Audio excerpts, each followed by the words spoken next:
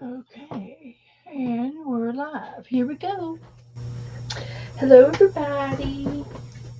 Hello, I think it's Tuesday. I've slept all day long, so I think it's Tuesday. I'm just going by what I see on the computer. This is going to be a live video chat show, and we are going to do a lot of arts and crafts and things for adults because we use sharp items like needles and scissors and heat guns and things, so to be safe. And it's also going to be a live chat show at the same time, and I will be interacting with the chat room because that's the way we like to do it. We like to interact with each other and goof off and have fun. And let's see if I can find me. Let's see if I can find me where there's already two people in the room. Well, hi, girls. Janet and Jill. Nice to see you. Janet, I don't have anybody coming on this evening with me. If you would like to come on with me for about 5 or 10 minutes, I would just love it, Janet. I did leave a link in the chat room if you're interested. Um, I am going to do a devotion tonight. Hi, Renee. Hi, honey. Um, let's see. I was going to do something here while we were waiting, and I think I'm going to do it with this silvery paper that I cut off the other day. Um, I think that would be perfect for what I need to do. A perfect piece. So, yes, it's good to see everybody. And you all went to Mary's this morning. Oh, Janet. Tucked up in bed. No problem, Janet. There's no problem. No problem at all.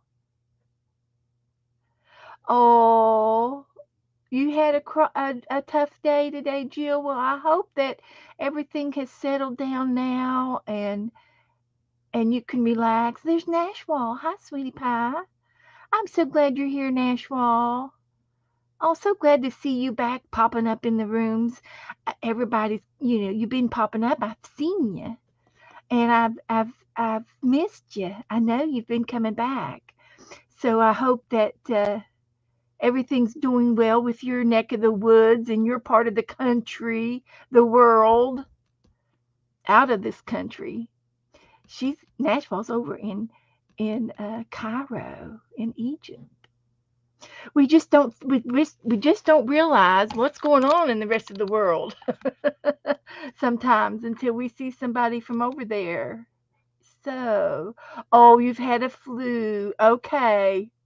Well, I certainly hope your doctor's got it under control. Oh, but your COVID was negative. Yay. Well, that's good. And there are some earlier this year, I've seen some people with flu in my family and everything. And I think it was more flu than COVID, but they get so scared. And I don't blame them for being scared. Yes, this world is crazy. We're praying for this old world. We're praying for each other and praying for peace. Other than that, you're doing well. Great. Trying to hang on during this lockdown. Well, you're in a good place to be tonight because we're going to have some good old crafting fun tonight. So anyway, I have this silver, and I'm thinking I can work with this piece of silver, and I want to make a fork. I want to make a fork. So I'm going to try to make that looks good for the handle part. That looks like a handle. I'll put it right there. And it's probably going to reflect in the fan. And then on this piece, I'm also going to use use this piece, but I think I'm going to pencil it in on the other side, or ink draw it or something. So let's see. We want to make some forks, and we want to go. What do you call the tongs? Are those the tongs? Those pointy parts of the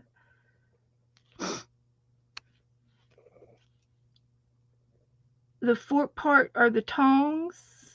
Are those the tongs?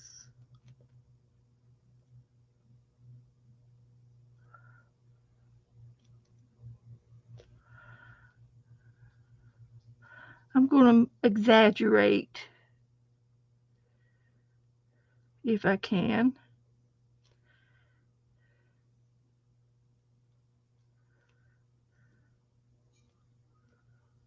If I can.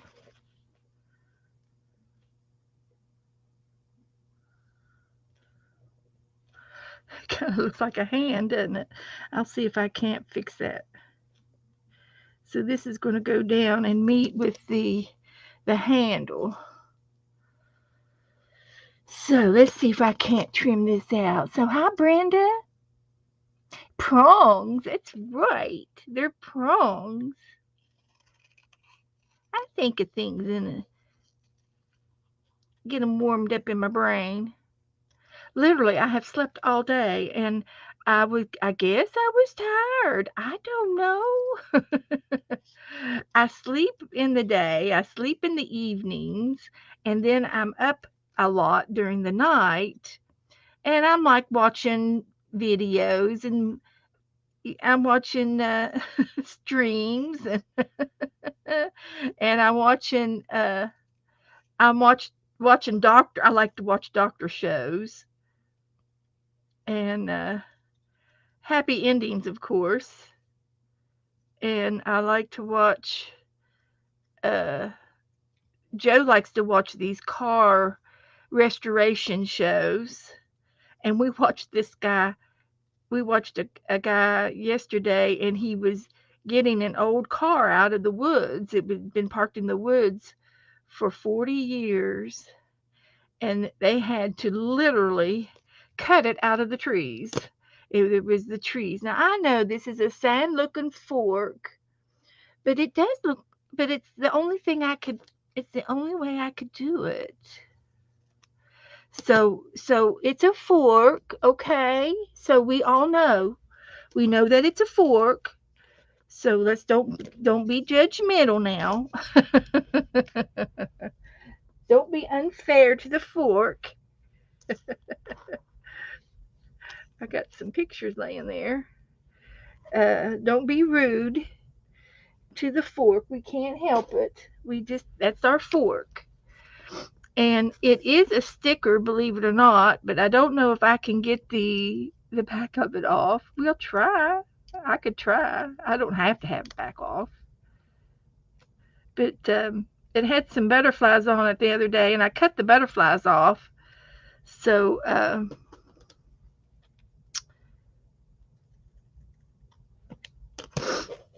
I'm going to connect it, and it's going to be my fork.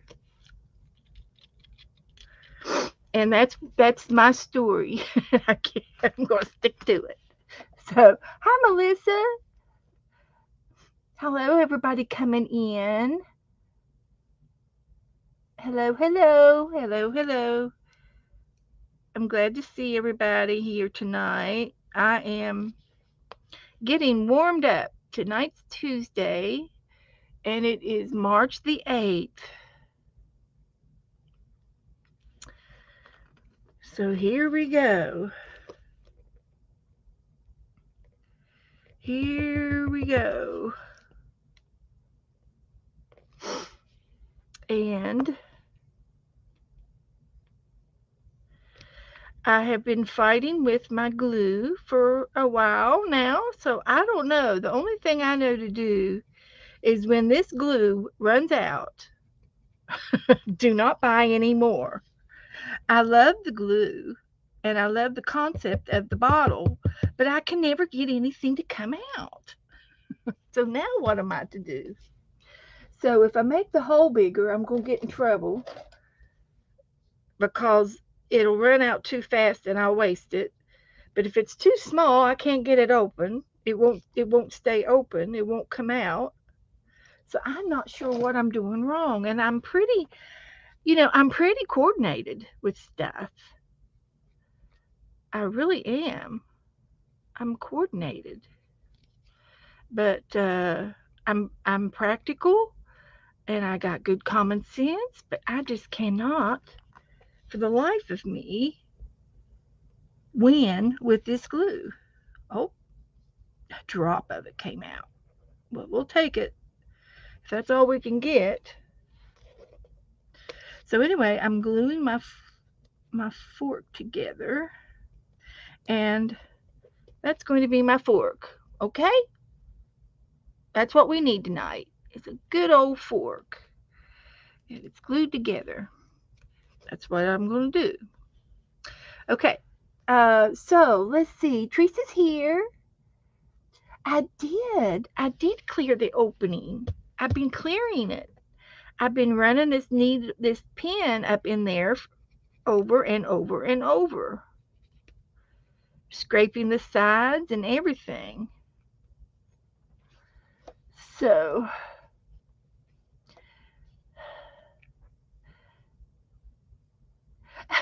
yes, yes, Janet, I got advice on it Saturday night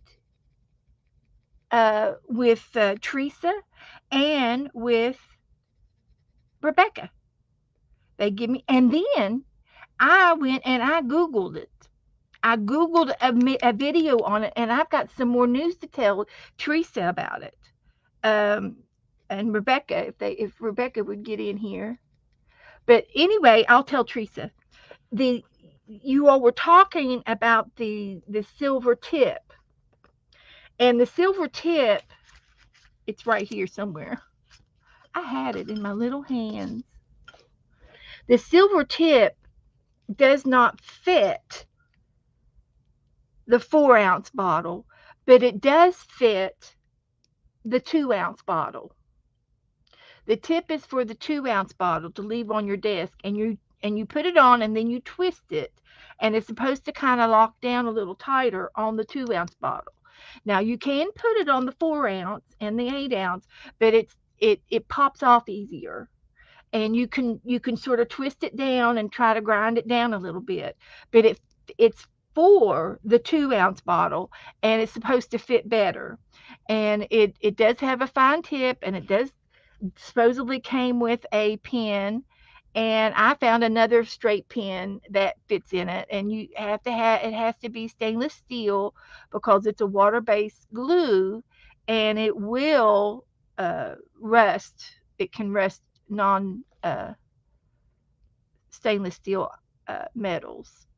So, but I did find that out, and it seems like there was something else about it that I learned, but I can't remember now what it was. You have two for that reason. All right. Well, I was going to go back and buy the 2-ounce bottle, but my gosh, they were wanting $15-20 for it. And I just didn't think that it was worth $15-20 worth of glue. So I've decided I'm going to fight with this one for a while until till I can get it. So anyway, I'm going to go ahead and leave the pen back in so it won't dry out again.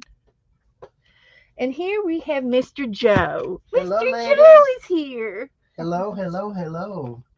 I'm glad to meet you all. Hello. I've been watching a good show in there. Mr. Bodie. Yeah. Yep. There's One of them westerns. one of them westerns. Hi, Brenda. Julia, how are you? Jill, So Lisa, Janet. I'm going to get. My desk is full. My desk is full. Your desk is full. Mhm. Napkins left over. I got plenty of Excuse me. stuff to work with tonight. She's We've got books to look at. We got zines to make, and we what? have lists to make. I've got a list made out, and I do not have an agenda, but I can sort of probably pencil one out here. Oh, hi, Honey Joe. I seen that. You, hey, Teresa, I got some good honey the other day. So it's honey with, it's a honey sweet mustard, and it's called dipping sauce. Dipping sauce. Yeah, Beth's not a Ooh. big mustard person, but and I like mustard, but I don't I like the little bit of the mustard that's got a little bite to it, but not a lot. But I don't like the yellow mustard, but I do like the honey Oh, I dipping didn't know you sauce. didn't like yellow mustard. I'm not fond of yellow mustard. Wow. That's why I did not know that. I've been married to you for 23 years. well, you just never fixed me a sandwich, I guess. Well, I put it on there, but I guess hopefully didn't put too much mustard on it. No, I mean I like the White Castles with their mustard. I don't how many of y'all have ate Oh a my White Castle goodness. Oh with my goodness. Don't even want to brown go mustard there. sauce on it. Don't want to go there. White Castles. Oh my lord. Yeah, I'm glad we don't have them around We're very not having often. White Castles tonight. Nobody. We're having the I can't do White Castles. Hi, Julia. yeah. There's Julia Lee. Um, Catholic. um, So anyway, while we're here together, I'm going to go ahead and do my devotion, and then I have a page that I'm going to do with our devotion, and I guess I'll just do it after I do the reading, and the and I want to do the devotion while Joe is here because it's in honor of Joe that I'm doing the devotion. Hi, So it's Janet. only fitting that he would be here with me while I read the devotion. Oh. Hmm. Okay. And I have it here. Oh, I know what she's Let me gonna do my do. little magical trick Magic trick. and pull it out from under the dishes. Well, I've had a piece of a boar in the crock pot A piece for of boar. Now, what's a boar. boar? The back part of the boar on the hip on a hind. A boar is a wild pig. Yeah, that's a pig. My heavens. And it's been in there for 5 hours just a cooking. It should be tender. Let's just Look put a good. new, Hi, a new paper Jill. down. Hi, Janet. Hello, hello. I'm glad to see you all. So you all read up, and after I do this devotion, we'll do a little decoration page Oh, in honor of it. And tonight's story is about keeping your fork. So that's our inspiration. yeah. It's an oldie but goodie devotion. So I know everybody probably has heard it a million times, but it's always good to refresh in our brains, and we refresh our computers, we refresh our clothes, and we're going to refresh our minds tonight. Maybe our tongues. Mm. Woohoo!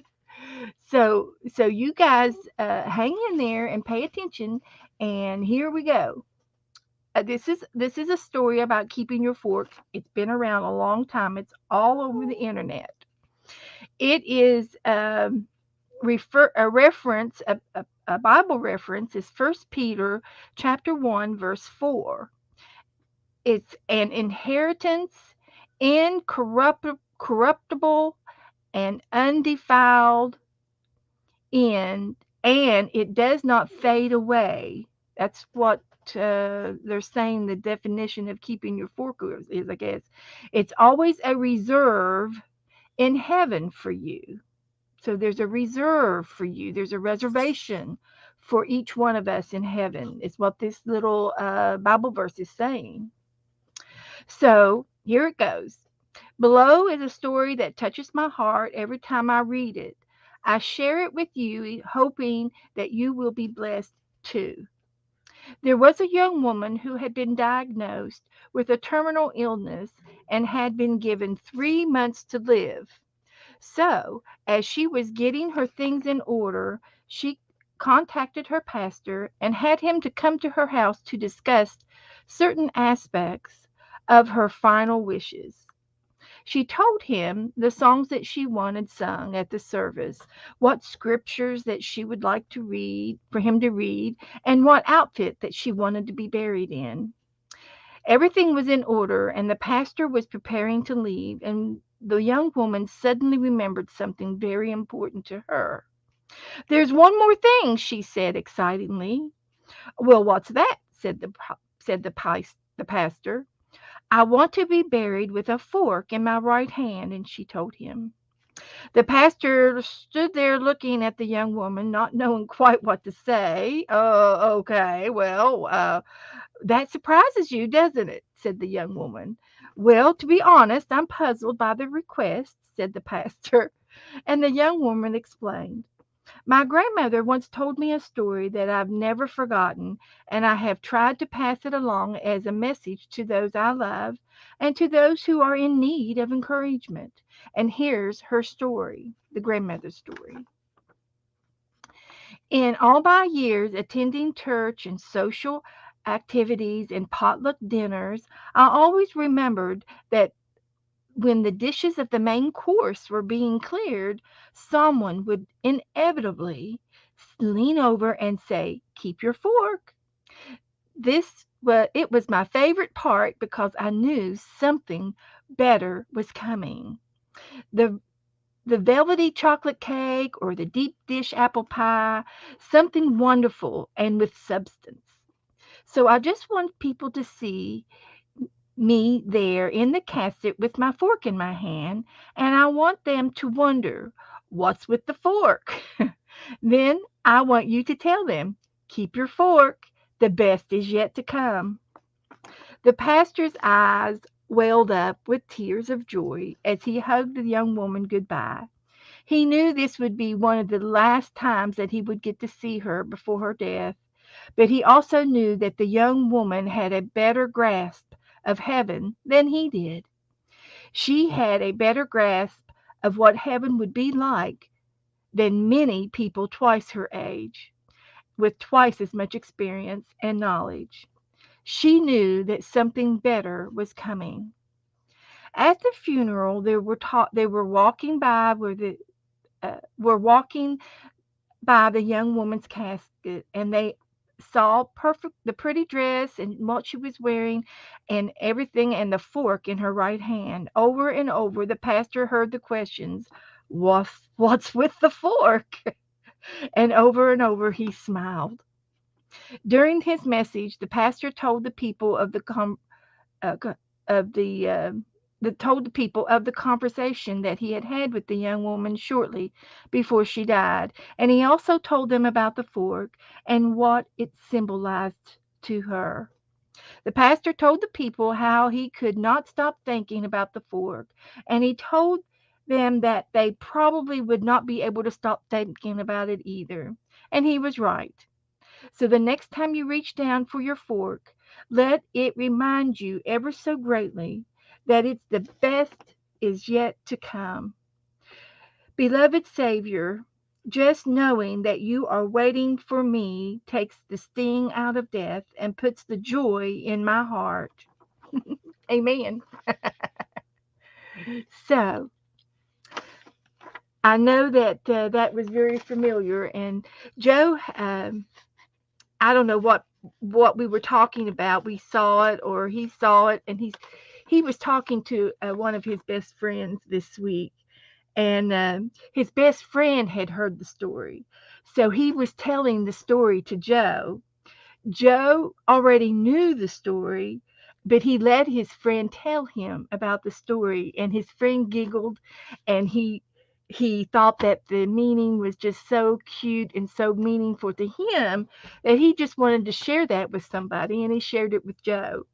And Joe come into the bedroom to tell me what had happened, and he said, I wished I had had a fork with me, and I would have slipped it in my mom's casket, because she just passed away a couple months ago. And I thought, oh, Joe, I said, that is so sweet. I'm going to do the devotion Tuesday night in honor of you and your mother and your friend. Yeah.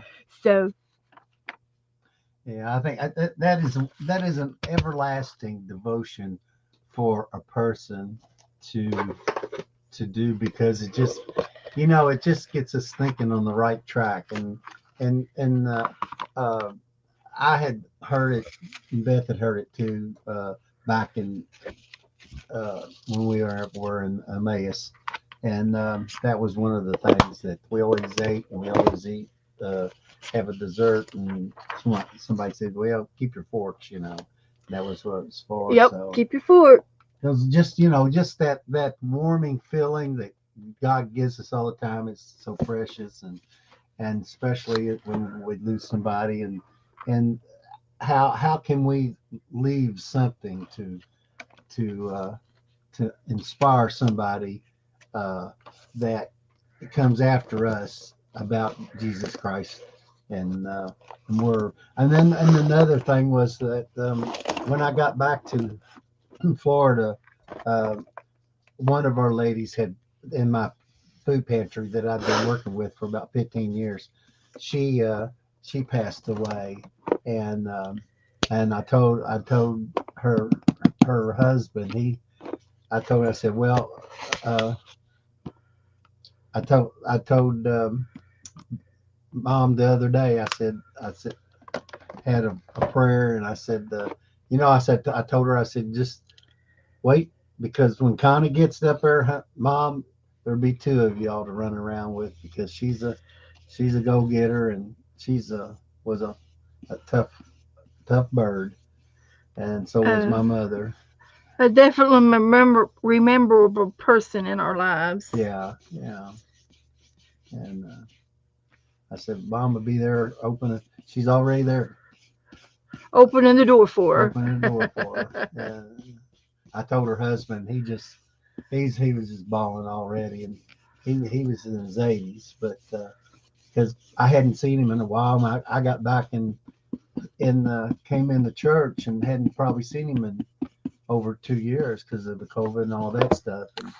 And I had a beard, and he says, Joe, I even had my mask on. He said, Joe, I'm so glad you came here, He knew it. because because him and his wife were super people, and she had got dementia, and It and wasn't her. yeah, and on one day when she came to the food pantry, she had a brand new car, and she run over top of a storm sewer, and it tore the bottom of the oil pan out. And when she got to the food pantry, she went in, she come in, she says, Joe, I need you to go look at my car. There's something wrong with it. And I said, is it running? And she said, yeah. Well, when I got out there, it was still running, but the oil was still coming out. Pouring out the bottom. Yeah. And I said, turn it off right now. Turn it off right now. But she was a very giving person, lovely lady. And all the ladies are, but Connie was special in so many ways.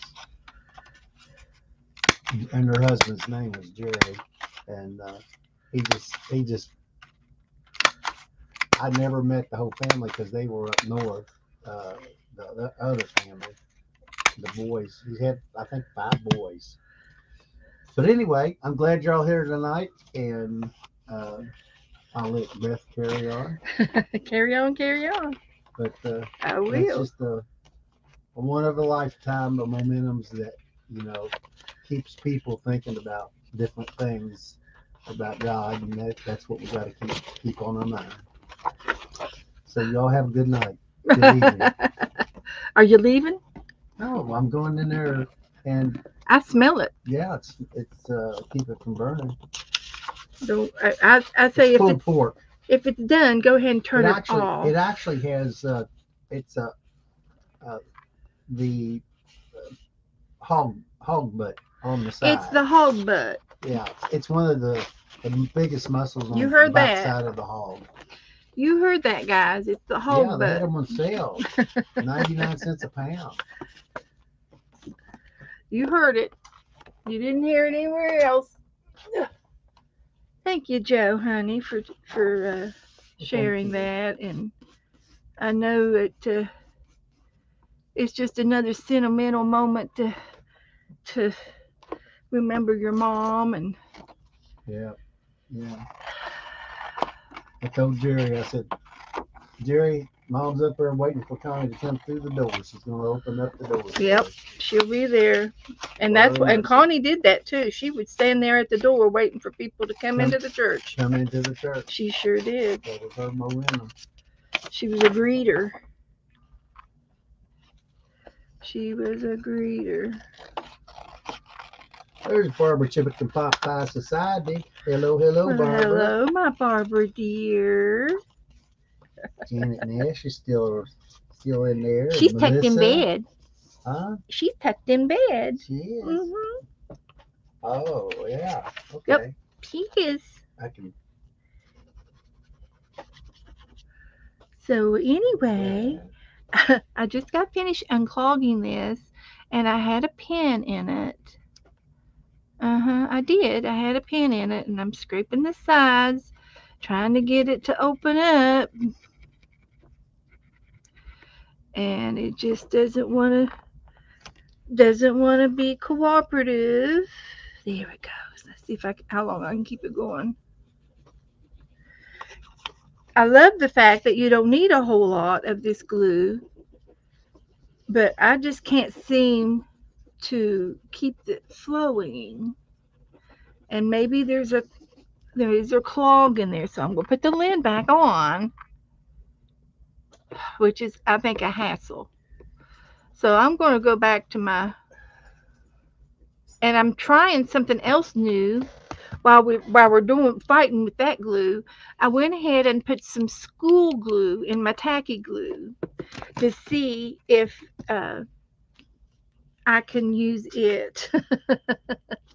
See if I can use that. And I want to do something here. Let's see if I can find a little special something down here. I'm in the process of going through my stickers and my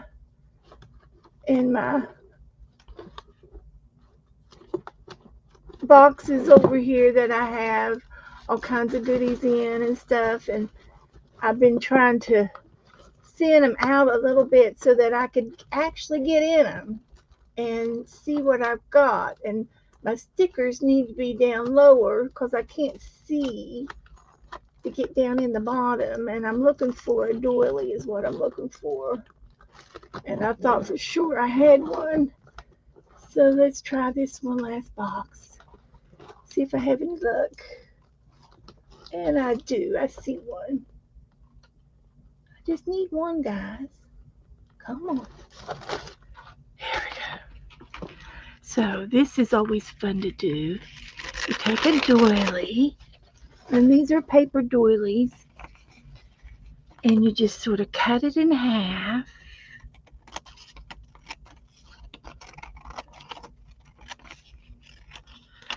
And then you take your vase, if you haven't figured out, this is a vase, and you glue your doily down, and then you have a doily under the vase on the table, sort of.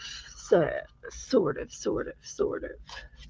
let's see if I can't get this down. And see, that's another thing with this art glitter glue, is it dries fast, and I had to pull that up. It wasn't forgiving.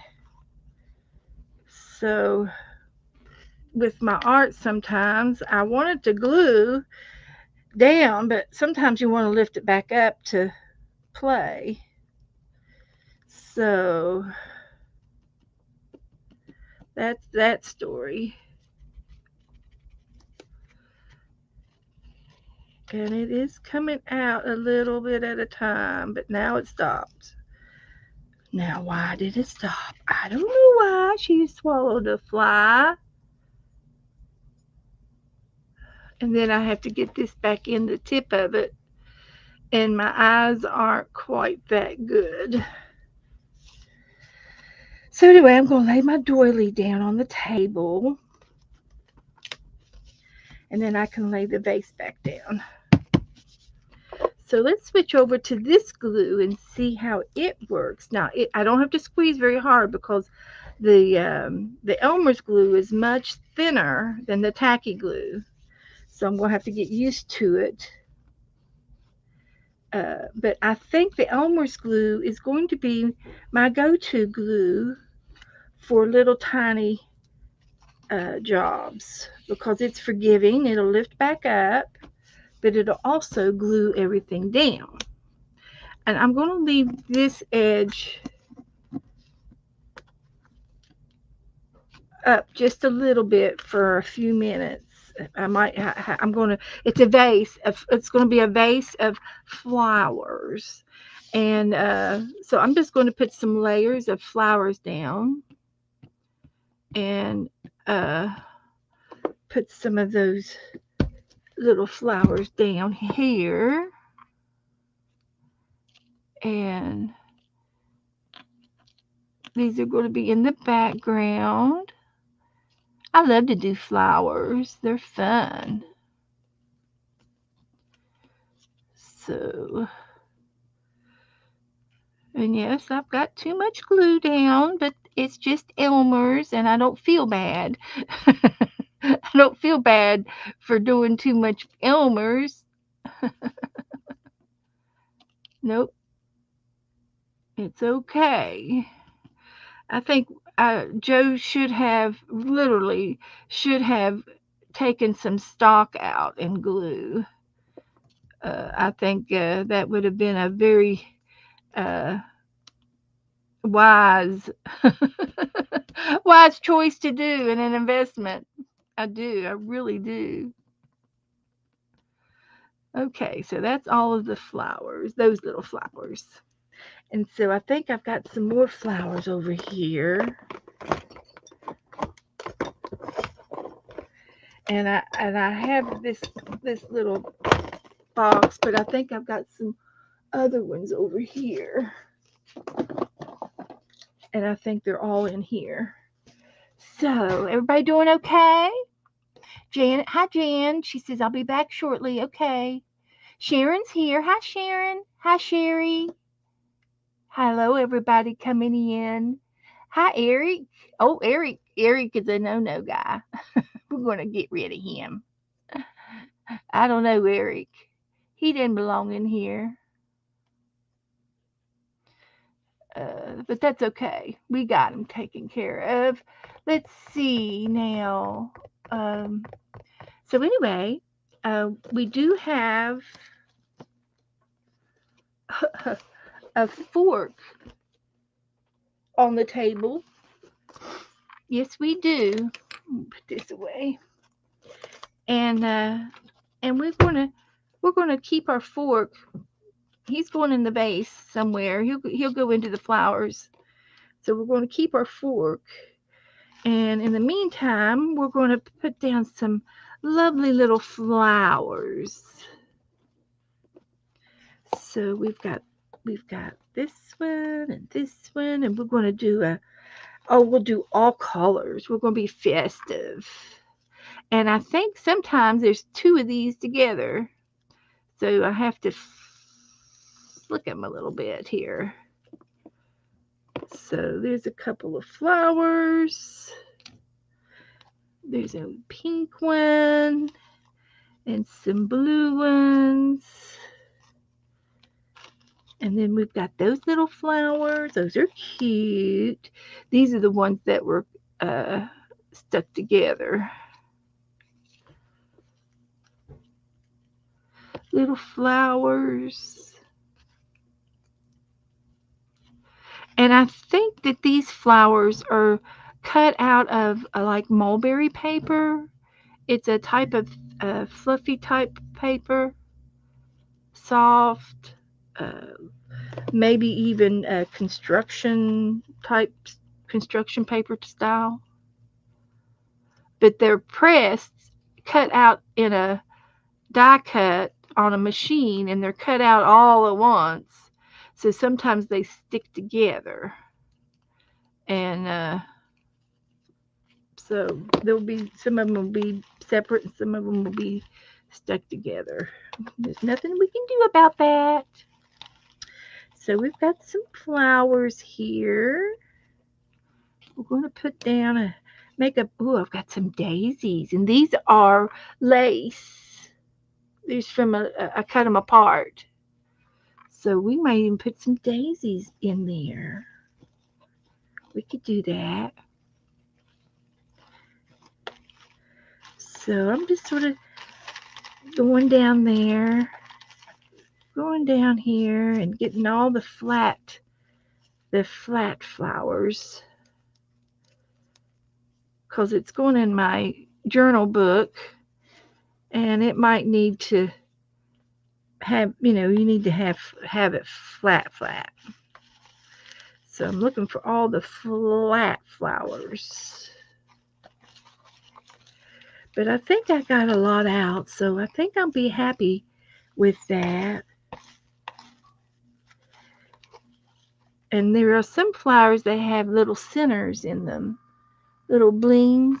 And I do have some bling in my cabinet, in my drawers over here, that I might be able to add to as well. So we'll go after those. So, and there is a little bit of greenery here, so I think I could probably put a few sprigs of greenery in without any complaints. I think I would like that. Stick some greenery in there. And let's see. Let's trim him off to there. See what we can come up with.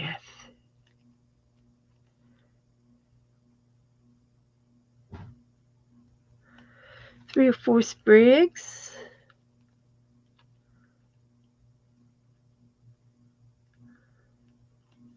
And I have some stamps, ink stamps that would look good. Here's another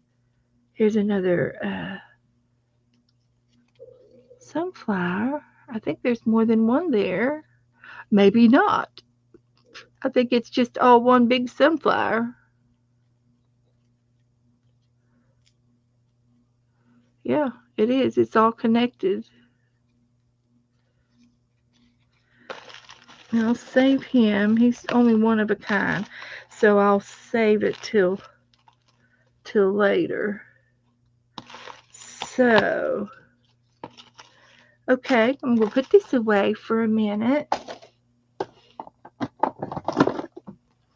And I'm going to push all these flowers down or to the side.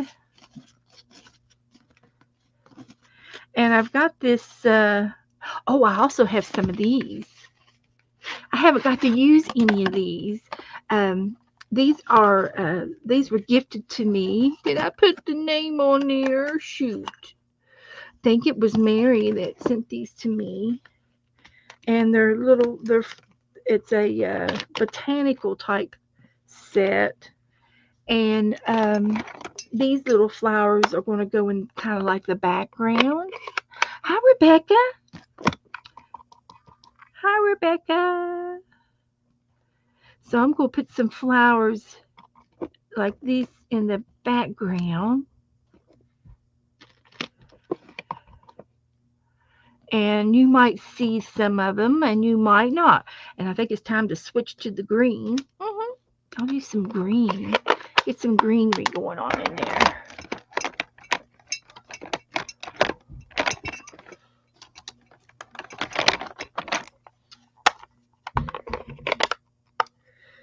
I like that. So, anyway, Rebecca dear, I think I'm doing okay. I'm going to work on my coasters next, and I wanted to ask you about my checkoff list. I've got a checkoff list of sort of a semi guideline of how to put layers your um, on the coasters to make a chunky book. And yes, I'm asking you because I can't remember diddly squat. And that's the truth now. That's the truth. I can't remember things. But uh,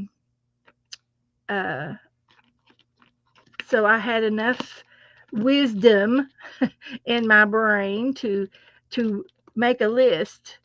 And I'll show you my list in a minute of so this was a really really cute set. I love this, and there's a bunch of them here, but they're going to be in the background, and you'll understand in just a minute as I start putting these flowers down on here.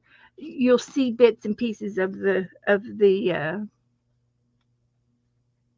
greenery in the background.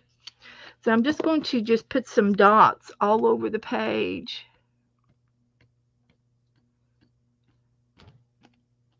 like that.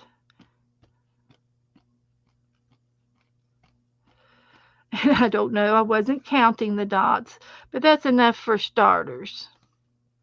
So I'll put this back away. And I'm going to start putting down a few of these leaves.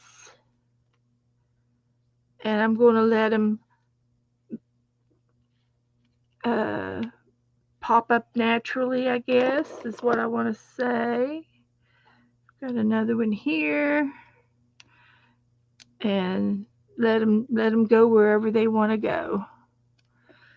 And then the rest I think will be flowers, and I think I've got like 2 of each of these colors, so I'm going to like put one on this side and then put one over here on this side, that type of thing. Put one here, and these little flowers are paper, believe it or not. They're paper. And just sort of scatter them on the page, and just a variety of pop. A variety of pop.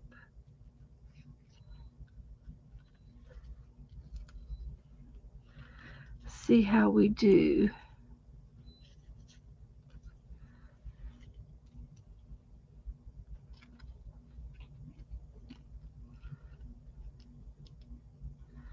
See how they do. So I think I'm going to need one more dot there.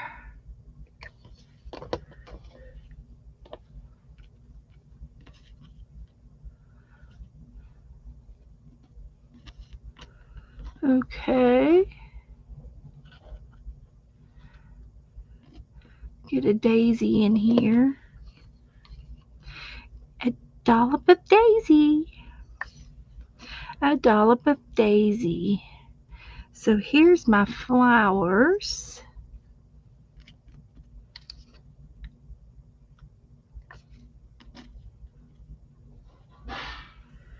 And I got one more here.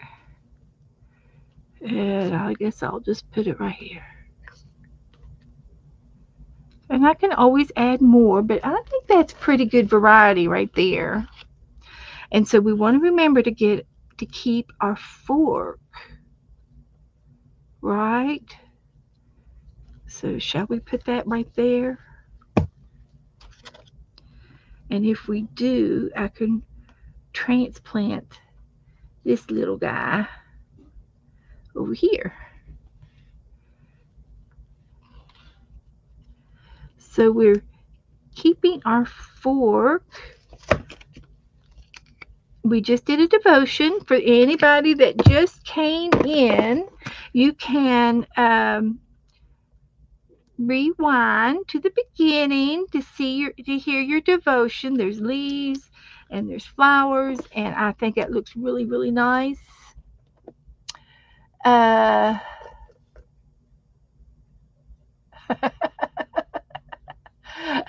Cheryl said that I think she was talking about Pierre. His birthday was yesterday, but he's going to stretch it out all week eating cake.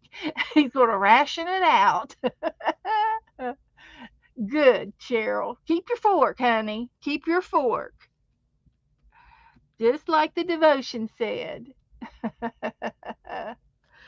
So I'm going to get some of my bling out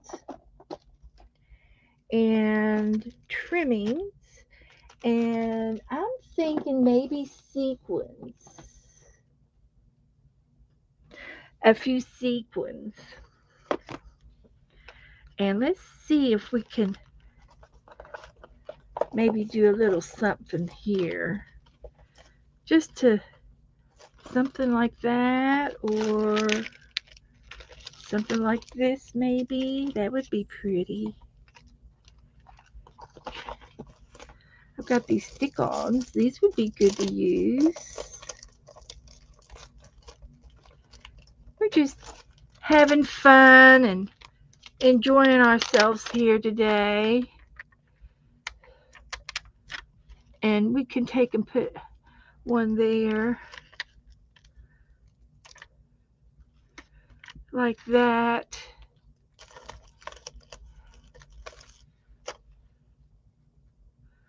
And I think this has to be cut.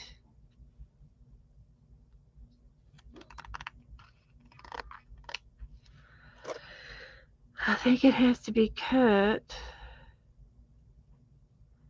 to use this one.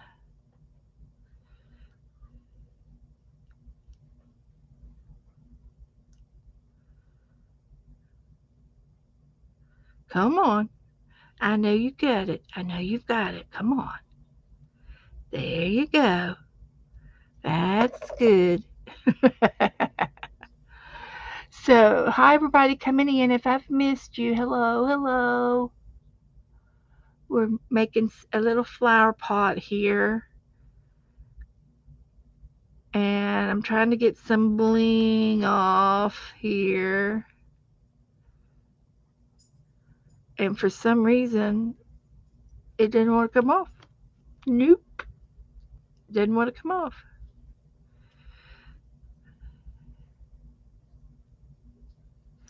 But I got it. Now, all I have to do now is get the sticky stuff to stick to it. There it comes. Now I've got it. Now we have it. But I have to cut them off individually because there's a little bit of a connection there. But they should work now. So I like these little blue ones. They're pretty. They're kind of a turquoisey, beachy color. So good, good, good. I like that. We'll put one there and one there. So I hope these are stuck down. We'll find out in a minute. We'll find out in a minute. There's another pink one. We could put it right there.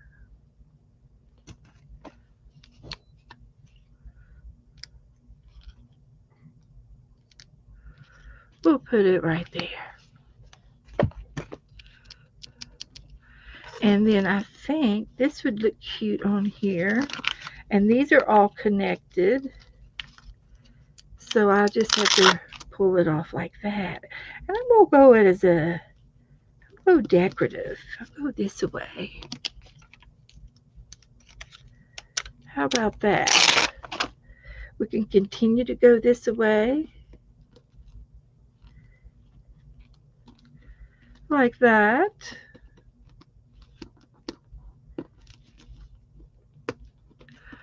It's all right.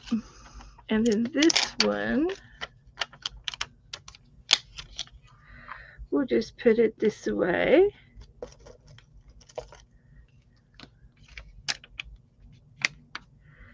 And it will go up to there.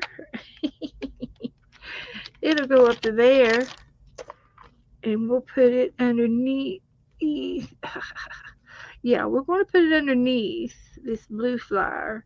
And that's another thing. These flowers are paper, so the wetness from the glue is tearing them. But we can glue it back. So I didn't know about that, but that's okay. So we got that one put back down. Maybe. Maybe we do. Okay. And so put the needle back in that. And let's try a green one. I can put the green ones in the red, yellow. Get back there. Get back down there. Get off of my nail. Oh my heavens. I might have some new nail art before we get out of here.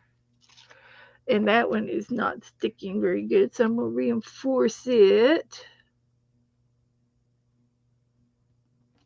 We're playing around with our glue today, trying to find our happy medium, the way we want our glue to be. So we're trying. We might just have to go ahead and quit and let this dry before we start poking down anymore. We might. So anyway, this is done. I think we're done. Keeping our fork, and I think I'm going to move along. Everything looks nice, so I think it'll be fine. I don't think we need to do any more to it at this point. So I'm going to put this over and let it dry. It is March the 8th.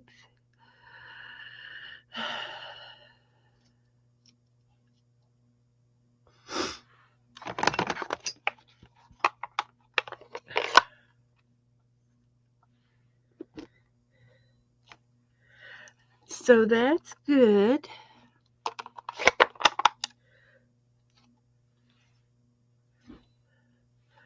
Very nice. So, thank you, Janet. Okay. Teresa's getting ready to do something. She says, nailed it. You won't be disappointed. Oh, she's going to do something. I'm working my way back. She's planning on making her next journal on Sunday, but I was late getting away from Our Ladies from a tea. She had a little tea after church this week. So now I hope to be able to do something sometime this week. So she's going to make a new journal, little baby journal, I think. Did I miss Becky? Becky Waters?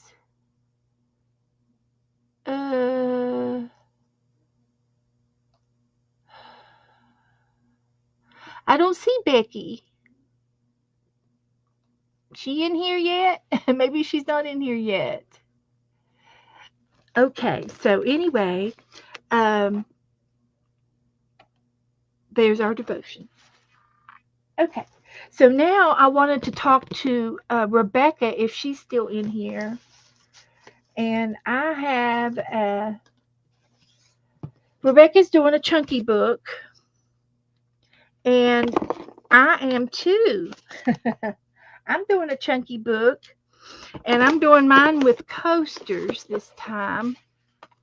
And I found some coasters, and the first step was to put. Is she there? Is Rebecca listening? Oh, Rebecca. Oh, it's going to be a full size journal, Teresa says. Okay. Okay.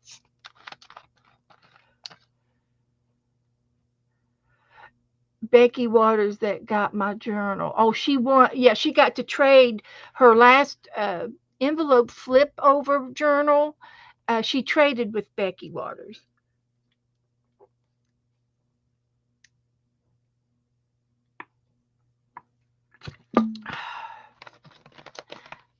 Okay, there she is. Um, I woke up today at 4:30. So I've turned the TV on, and then so I got Becky on, and she said, "Well, like I'm on late, and but I'm here, and everything's good." And she starts working on her journal, her chunky book, and then I thought, how late did she come on? Maybe she's still on. So I zipped over to my iPad to see if you were on live, but you weren't. Disappointment. But I was watching you um, when I got up, and she's doing her chunky book out of a deck of cards, and not the whole deck, but out of playing cards. And so I started doing mine with these coasters, and you can use anything you want to make your little chunky book out of. So the first layer was gesso, and then it was paint, okay? And then she says tissue or napkins. So I think I'm at the tissue and napkin stage. Does that sound about right, Becca? Melissa's making a chunky book too. Rebecca. Teresa's talking in a different language. Por favor. That's French. She's using 12 cards, and I think I've got 10. And you can do as many as you want.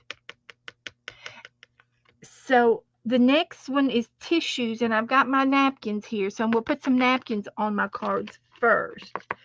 And I did do some fussy cutting earlier today to accommodate that stage when it comes time to that. So we're going to put tissues on, and you can also use tissue paper. Teresa says, me too, I'm going to use a cardboard box. Okay. I know Rebecca I know I did this, but I can't remember all the I just wanted to make sure I wanted to go by your directions this time because you're in the lead because you started it. So I'm going to do tissues, and I wanted to know, and then after tissues, ink the edges real good. Some of my edges are not inked really good, but I just wanted to make sure I got this list going in a sort of right way. And then when did you cut your windows? I didn't get that today. Um, she's got some tags, and they might have been just um, um,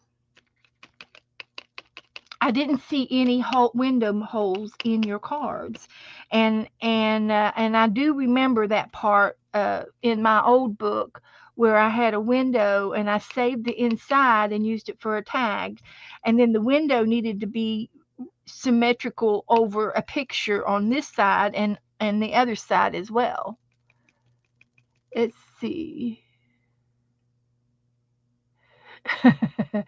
Barbara said if she made a little book, chunky book, it would be a chunky chubby. Who's making a chunky chubby book? Rebecca is, and I am, Barbara. We're making a chunky chubby book. Janet says, good night. Good night, sweet Janet. Sweet dreams.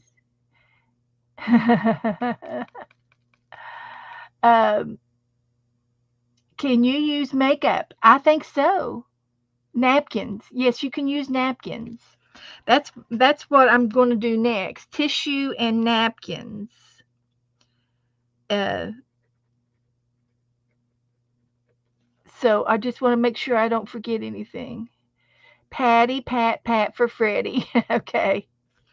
So I think I'm on schedule, and I think after I put my tissues on, I'm going to cut my windows and my peekaboo holes. And I went ahead and I have a couple of magazines that I love to. Oh, here she goes. Tissue. See anything see through paper. And then it's paper, text papers. Okay. I got that. Excuse me. Oh, and then music paper. And I got this music paper, and I need to tell you all about this. I did not, this was packing. This was a packing paper, and it's gorgeous. It's the most, I've never seen anything like it. This is this is paper that was in some packaging of a gift that Joe received from his best friend, his friend from up in Cincinnati, and they sent Joe a wind chime uh, on as a remembrance for his mother, and he's got the wind chime hanging on the back porch. But they wrapped the wind chime up in this music paper, and I want you to look at it. It's on both sides. Oh, there's a number on it. But it's brown paper, and it's got edging on it, stamping on the edges, and it's all music paper. It doesn't have any words or titles. It's just music. So I've been using it, but I'm going to be using some more of it on my chunky cards after I do my napkins. So, oh, Barbara's got to go do her domestic goddess responsibilities and all that jazz. See you soon, Barbara. She might come back if she can. So anyway, this will be my music paper that I'm going to use. So, and then I have a couple of favorite books. I've got that Victorian Trading Company book that I like to cut out of, and you get all kinds of cute little it's Victorian stuff. You get a lot of tapestry things. And look, I'll cut that basket out and put it on, and there's some pretty little girls in there. She'll look cute on my card. And but it's a Victorian Trading Company, and there's kitty cat. Look, there's Storm. Storm's going to go on one of my cards, and I've got Fred in here too. Fred, not Freddie, but Fred. Fred's in here too, and I got a fox. Let me see if I can't find Fred. He's in here. Y'all know who Fred is? Yep. Rebecca's got a Fred living at her house. And I even have a fork. It's going on my book too. I got some bees. These were in the Victorian catalog. Freddie, where'd you go, Fred? There he is. I'm going to put Fred in there too, Rebecca. So that's good. That's a good thing. I even got a typewriter. Look at that. So I've got some really cool pictures for that next step. and that doesn't come till later. But it's gesso paint, tissue paper, napkins, ink the edges, apply some text paper, and then I will do some stamps, and I might even use these as my stamps because they're small. And I've got some other small stamps that would work. And then it says punch outs, postage stamps, flat pictures, and punch outs, things that punch out uh, like those little tiny flowers I just did. So, and some of them, it doesn't really matter the order that you do. It's just you put down what you want to put down it next.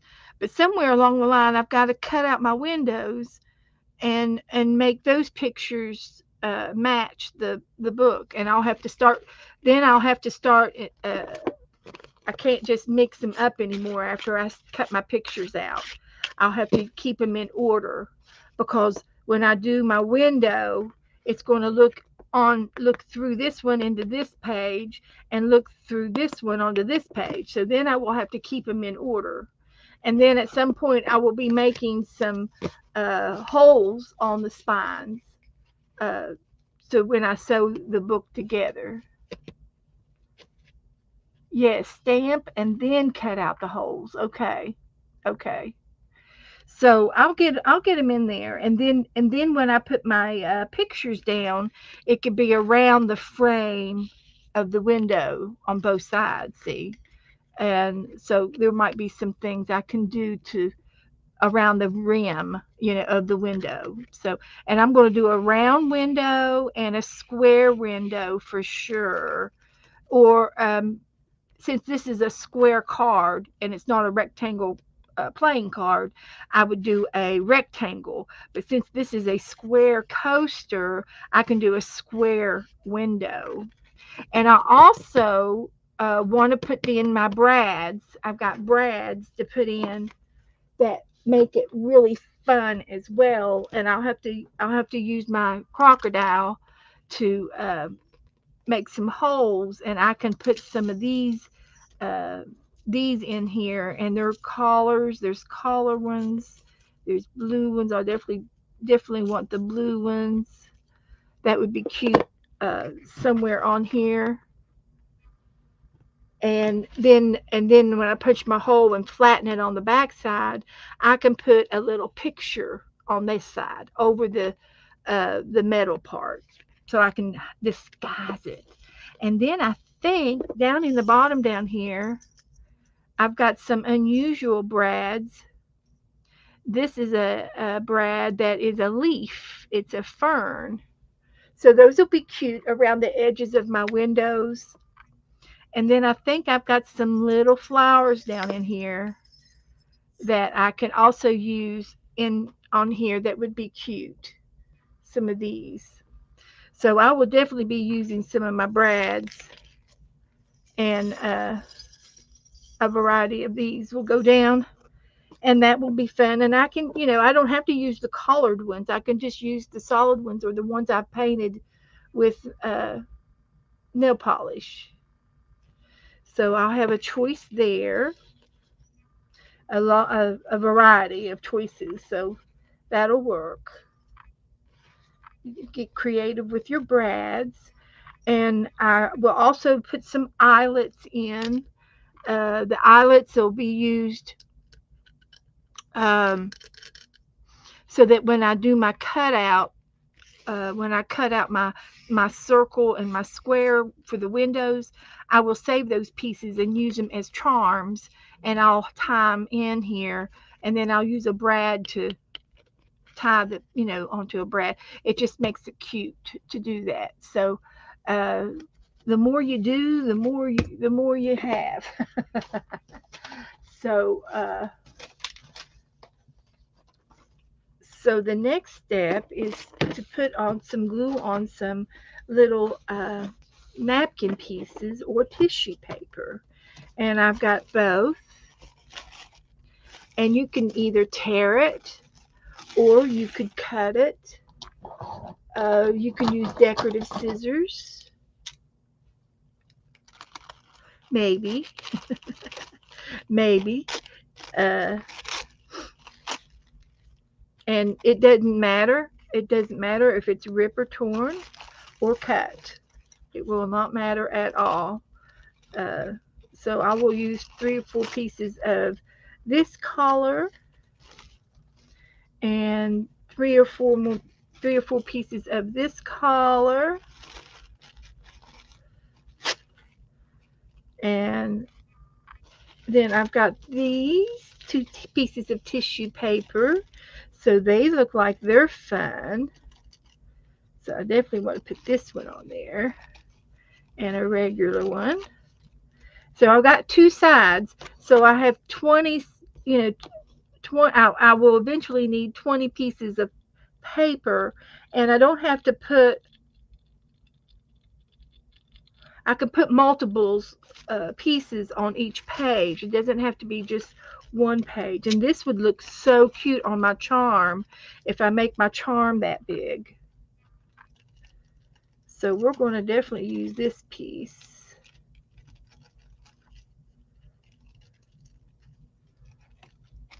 For sure.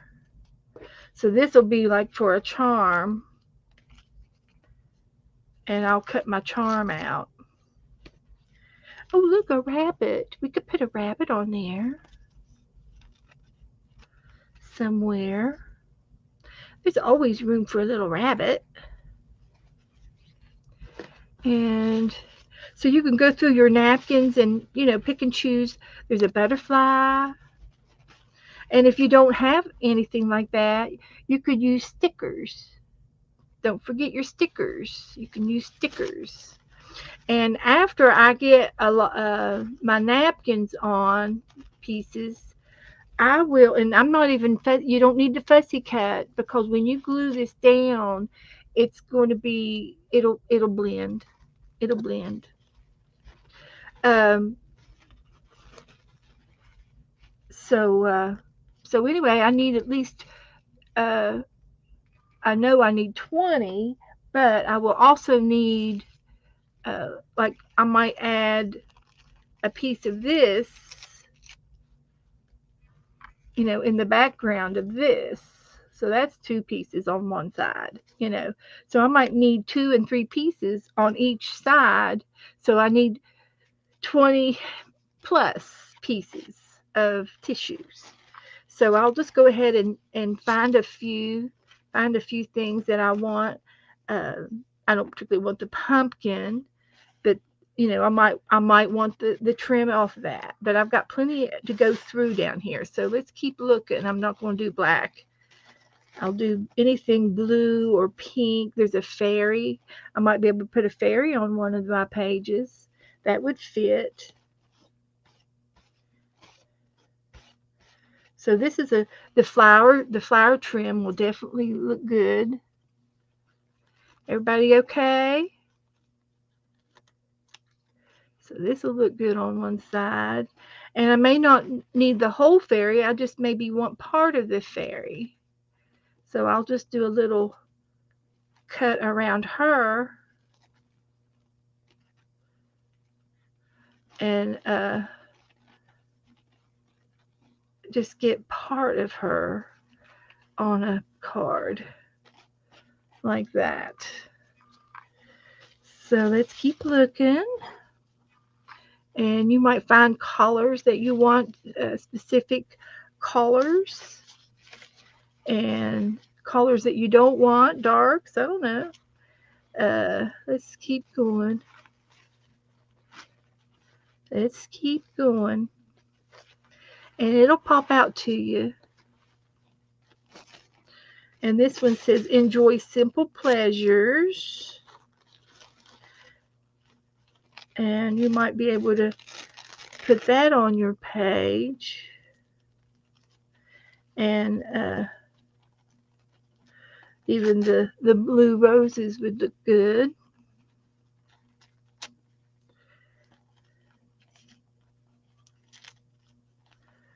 So let's see if I can get this out. And you may need to get your wet paintbrush out to carve things out of your papers. So I'm going to keep digging until I see some more things that I think are. You could always put pattern paper down as well. That is fun to do too. You can use pattern paper. That's fun. And this reminds me of the music paper. So you could put pattern paper and music paper together as an alternate. So I'll use a few patterns. And they may show up and they may get buried, but it doesn't matter. It won't matter. We want layers and layers. Let's see, so what else? So this is cute and it will match.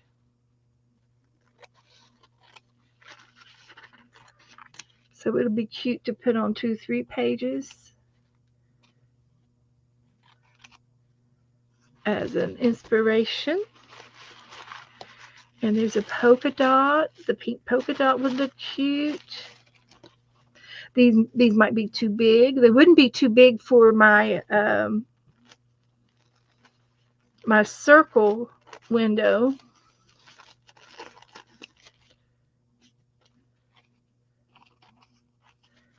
So I like that. A spot of color.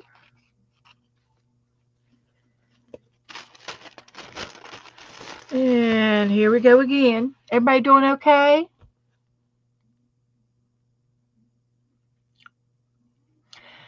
Teresa has some steel rule dies that she might use for her windows. That would good. Teresa says I'm inspired. Okay.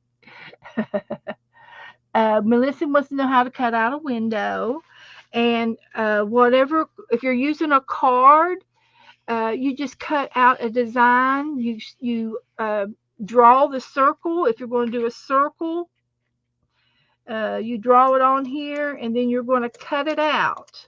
Now, I don't know how or if you have an X-Acto knife, or if you have any way of maybe your mom helping you cut your window out. I don't want you to get into trouble, Melissa. So be safe. An X-Acto knife is sharp, but I will probably cut mine out with an X-Acto knife, and it'll be something like this.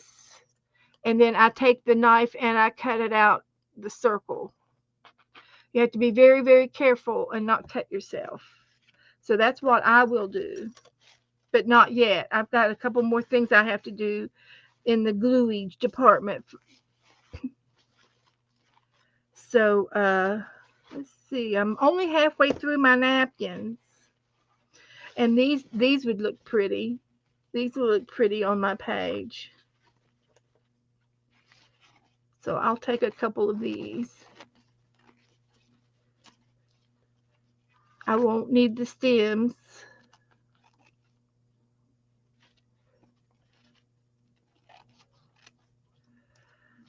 So I will use some of those. And you might find some other napkins with pictures on them. You might find some smiley faces.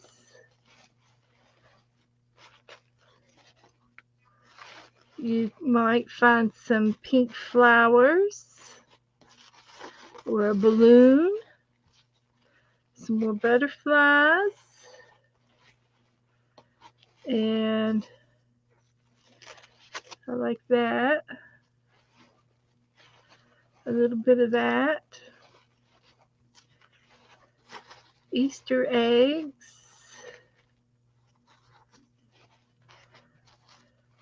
And this is cute. It's got words on it. And that would go with my pattern paper and my music paper. but I like the butterfly as its own.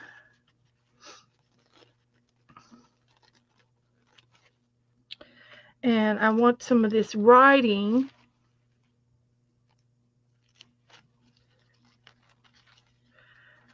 It's something like a menu or something, or a phone book or something. And that would be another good piece of paper to use as your phone book. Use the yellow pages or the white pages. So this is going to go on here when I do my pattern paper and my music paper layers. I'm going to do them separate. So if you have a telephone book close by, I thought I had one. I don't see it. uh, let's see.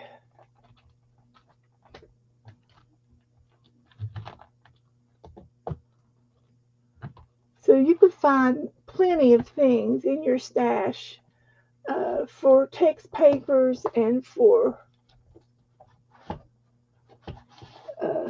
there's a dictionary page. The dictionary page, I would put that with my music paper, text paper layers. Okay.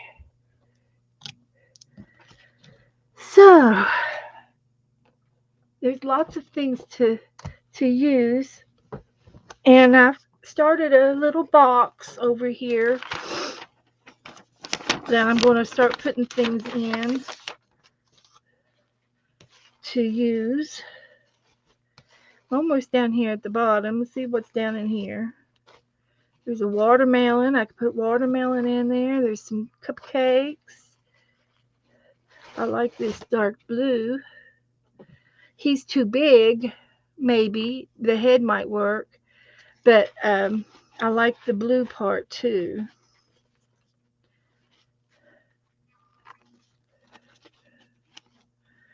And sometimes you got to take the back layer off your napkins.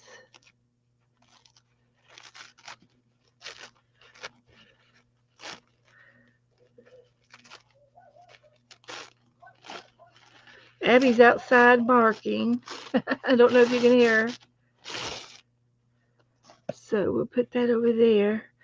And I want this dark blue stuff.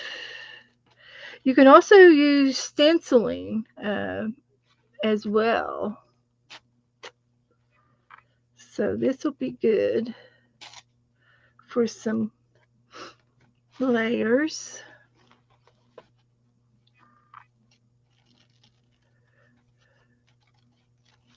And I'll put him there for possibly to use on there on a page. But the idea is to get a little stash started, and that way when it comes time for this layer, I am ready to go. I don't have to stop and start, stop and start. So there's some writing paper, napkins, and I even have fabric down in the bottom of this napkin box, which is good. There's another butterfly. And I believe it's orange and Halloween down to the bottom. And there's something there, but I can't read it. It's nothing important. Okay, so I'm going to leave it at that for now. And put the lid back on this box. And I can always, look for something else later. But I've got to start one. And you can also use a doily on your project. And so what you can do is just, this lacy part is cute. And it would be cute to put it on each page. so you can cut it up and trim. And it's a flat piece of lace on your project. So all we gotta do now is cut them apart.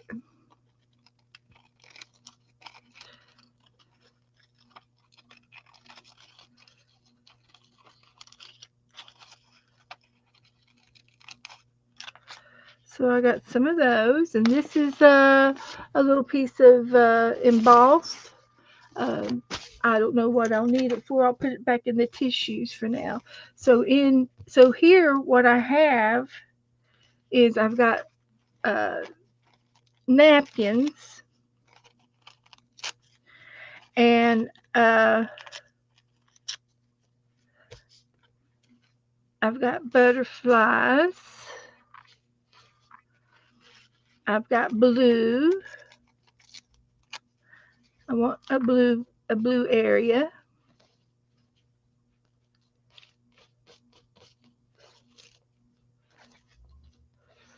Okay. And this is part of the blue. It's a dark blue. And then I have some big pictures. And this is big. This is big. This can go over top of something. This is a trim. This is for my circle page. Blue papers. Blue papers. I'm going to put the rabbit with the butterflies. Blue papers. And then I've got these circles. I've got 2 circles, and we'll put them with the butterflies and the bunny. And then I've got some daisies. I got to take the back off.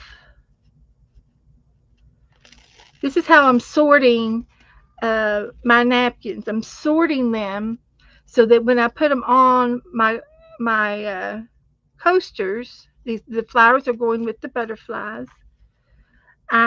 I have them all together, and I can alternate butterfly, flower, rabbit, butterfly, flower, circle, whatever I have in this little batch on the pages. I can alternate them, and it'll work out. It will work out perfectly. And then I have some more blue paper that's going down as tissue paper, as blue, because it matches my thing. And I've got these as pops. I don't know what to call these little colors of pop. And I'm going to put them right here so that every page will have a little bit of pop. And I'm going to cut this up too for popping colors. I think each page needs a color. And I'm going to rip it apart so that I can have some of these for on each page, one for each page. And it might be I will alternate these as well when I do this batch. And I'm going to go ahead and do one more section here and here.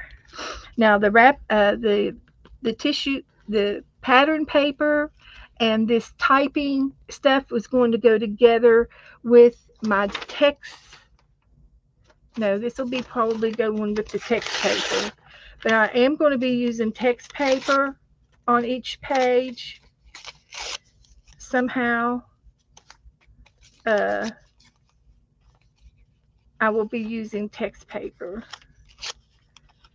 And I want the print more than I do the edges. So that's okay.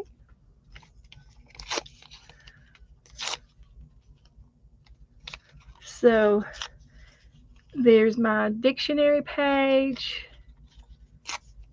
and I will also have a piece of text paper, and I have some close by that I just saw not too long ago. And I'm also going to use my music paper, and I'm going to take advantage of some of the little flowers that I have on here. So I could probably put this piece on one and this piece on one and use these little flowers to my advantage. And I can still use the rest of this, but I've got some more flowers to use. So I'm going to go for the flowers. And then this piece here has music on it, so I'll use that. So I've got some music paper, and I've got some dictionary pages, and they can be alternated with this tissue paper. So that's a pile. So there's my starting points for this next layer.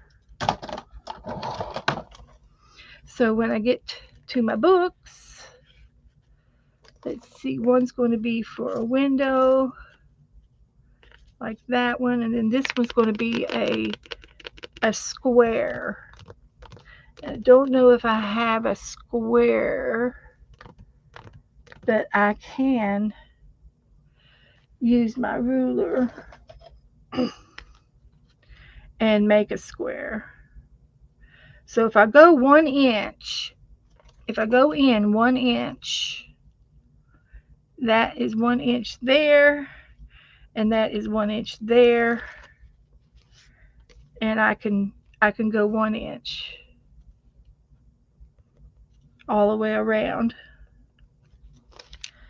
So these two lines go together,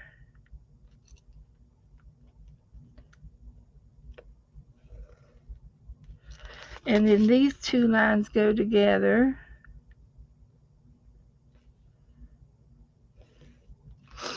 and then I'll go in 1 inch on this side,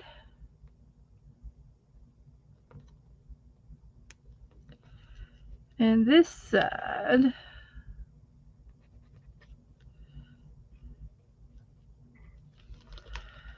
and 1 inch from this side and this side, and then I sort of connect the dots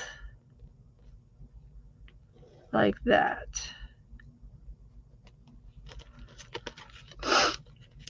So this will be my square. When I get ready to cut it out, I will use my X-Acto knife, and that's going to be a window. So I can take and put a picture in there if I want to. And then like on the other side of the page, I can put this so that she frames that picture. So that the little girl frames the window in the window. And then on this side of the book, I'll have another picture of something else to come through the square. So that's how those are going to work. Excuse me. So it's kind of the windows are a little extra challenge.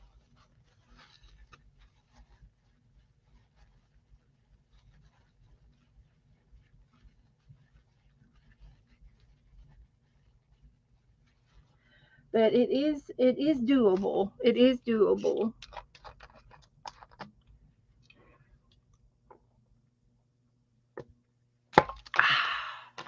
Have a little drink. Hi, Trish. Thank you, Trish. I didn't sneeze, but I was about to. So I'm going to put my windows aside and some of my big pictures aside, okay? And so right now, I'm just going to use my, I'm going to use my school glue and and put a few glue spots down, and then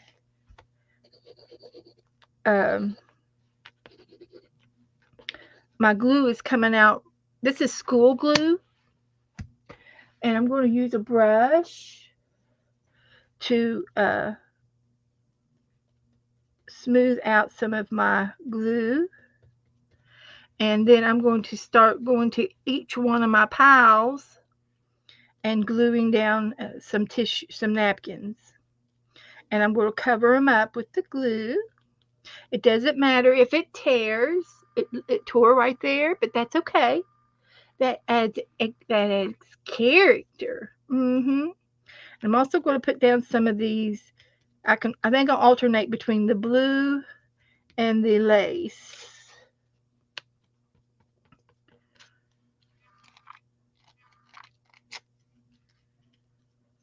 So put some blue down, and it's going to have to be on both sides.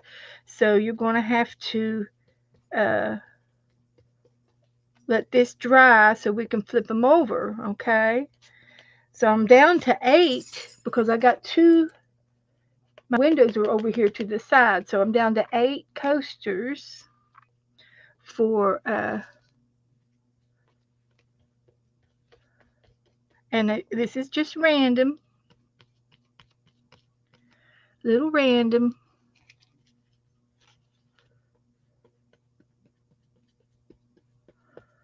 A little bit of blue,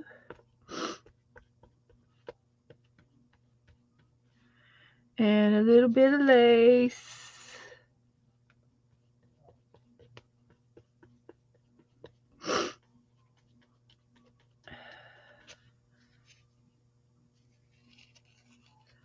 And I think I'll use some of this. It's got blue in it. It's purple with blue, with some blue greenery in there. Blue greenery. Does that make sense? That don't make sense. So I'm just randomly putting down some things.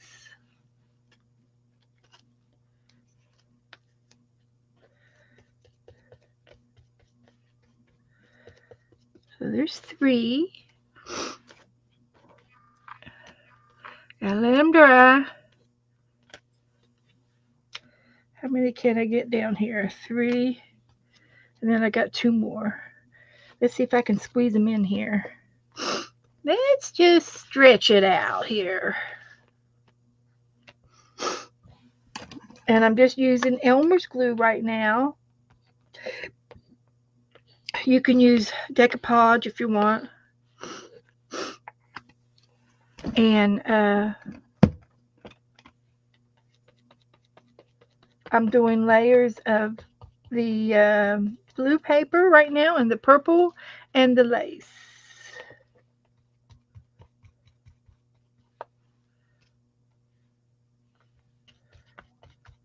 And this tissue paper or the napkins, if it wrinkles, it's okay if it wrinkles. We won't mind it. We don't mind if it wrinkles. It gives it more texture. It really goes flat quite a bit.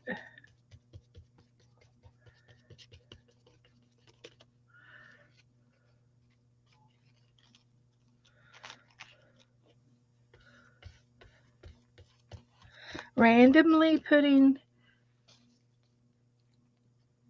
tissue paper and lace at this time.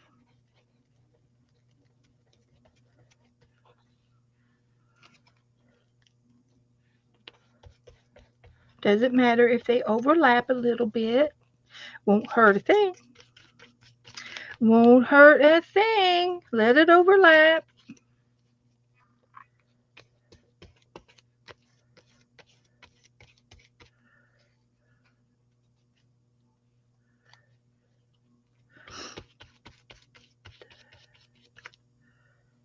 I did take my allergy pill today, but it's not working right now.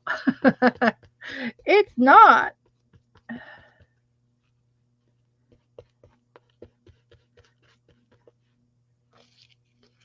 Okay.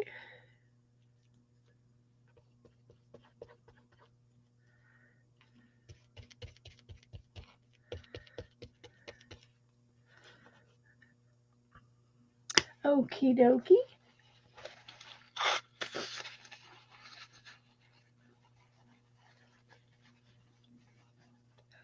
I'm liking it.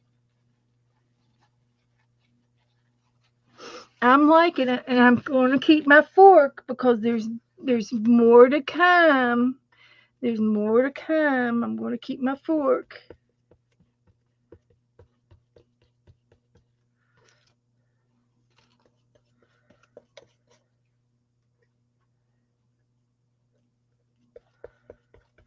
Gluing some tissue paper down.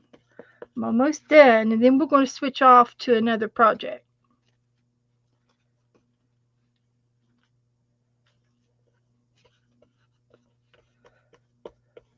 We'll do this side, and then we'll take a break and switch.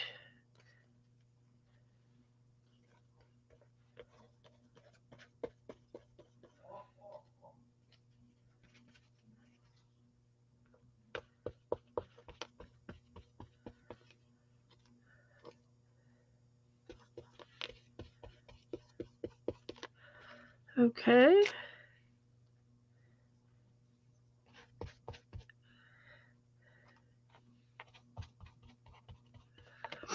We got that done.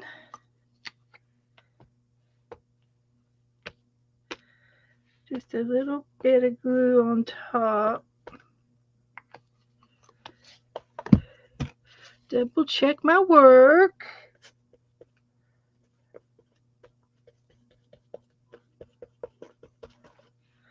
Double check. Make sure everything's got a little bit of this and a little bit of that. And it does. Okay. So I need to collect some more blues for the other side. I've done one side, and I'm going to, I've done this. I'm going to need some more of this, so I can go ahead and I can even, I can continue to use the rest of this white. So I'm going to go ahead and put another layer, since I've got a lot laid out here. I got eight of them laid out in front of me. I will be doing blue on the other side, and I'll be doing a little bit of that white on the other side. I've got another doily I can use as well. That's what I'll do. I'll get another doily. I've got more. And so um, I'm going to go ahead and put some more glue down.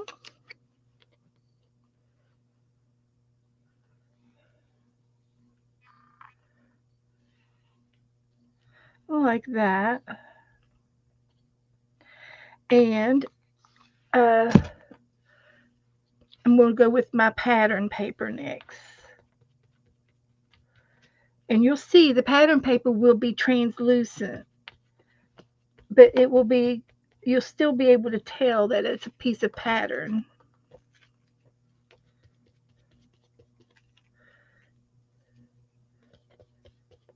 And this is just background stuff. It's just for the background.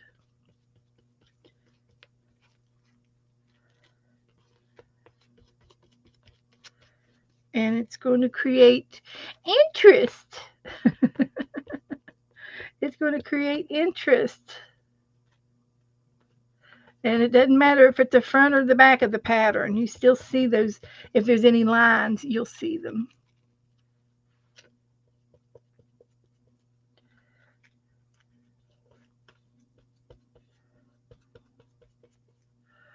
Okay.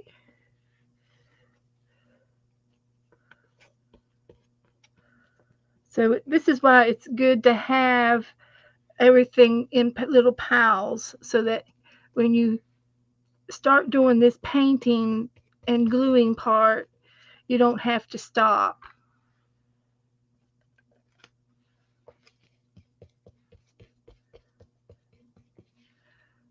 You don't have to stop.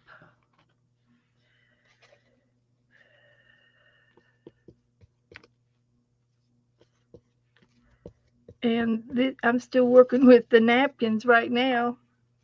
These were the napkin parts of the writing. Still doing napkins.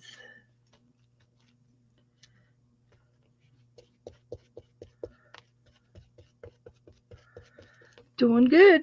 The Elmer's is working quite nicely.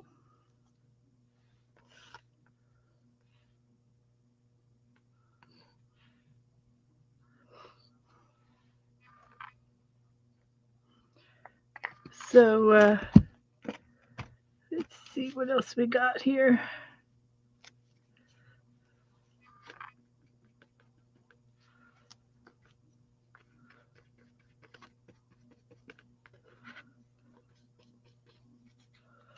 All right, I think I got a little piece of napkin. And now we can go down to the music and the dictionary layer. And if you think it's too big, tear it in half. It's random background. So I'm going to do dictionary pages and music at the same time. And uh, after we look at it, and you feel like you want another piece of blue on there, then go back and put it on, just like that. We can still go back and get some more blue. I need more blue napkins. So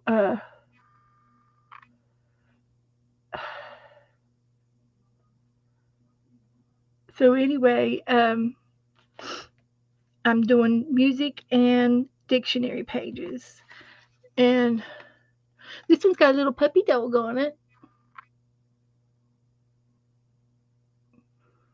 And I don't have anything against puppy dogs, so I'll use it. I'm going to use it. And I'll get some more glue out here so I can dip in it. So, yeah, we'll use it. He can go on there somewhere.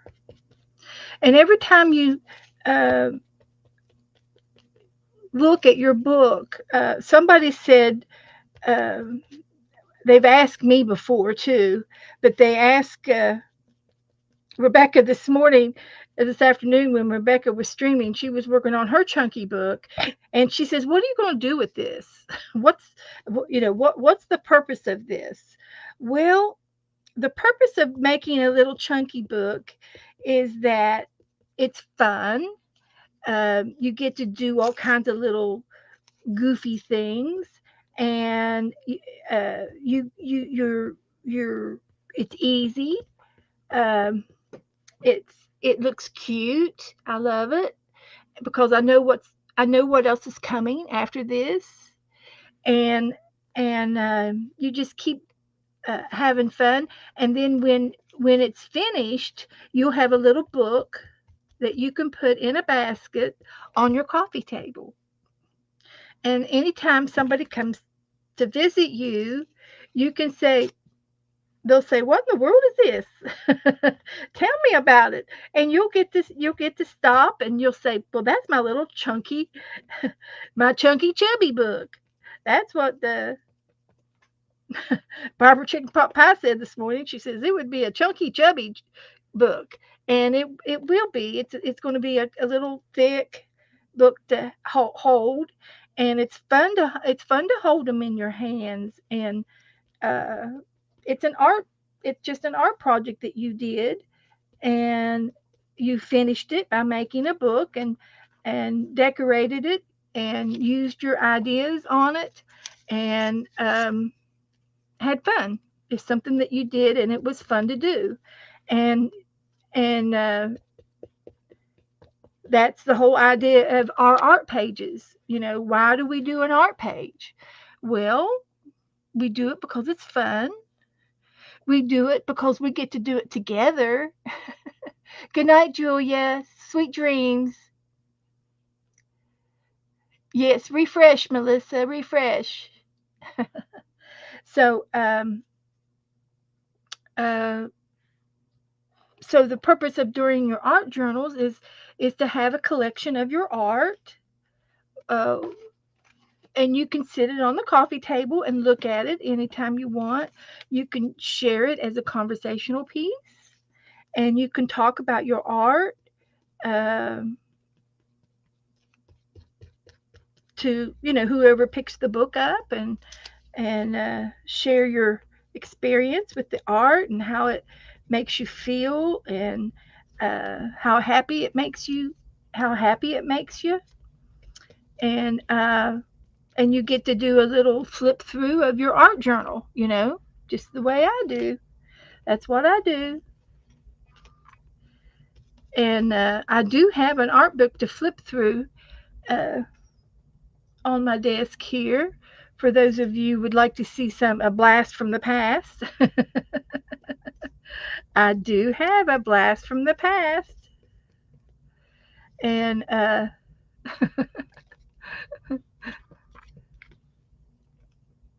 that's why we do it. We do it because we want to, and we have it because we want to keep it. We might want to give it to somebody that's not feeling good or sick or ill or in the hospital. You might take your little book and say, I want you to have this. And they'll have it, and they're going to look at it, and they're going to look at it frontwards and backwards. And every time they look at it, they're going to see something different. You're going to spot out something, and you're going to try to count the layers, and you're going to try to count how many shades of blue are on there, and they're going to guess, because there's one, two, three, four, five, 6 layers, not including the paint on this. There's 6 layers already. So, it's just art. Why do people uh, put all of their art in the art museum? So people could see them. So people could look at them and admire them and enjoy them and talk about them and maybe buy them. I don't particularly uh, uh, I don't particularly mail any of my art or sell any of my art, but someday uh, somebody's going to take my art to the Antique Roadshow, and they're going to say, "Who in the world is this girl?" And they'll go, "Oh my gosh, where did you find this piece?" "Oh, it was at a yard sale for a nickel." We can laugh about it, right? What, Jill? Didn't mean to correct me. You were just trying to help.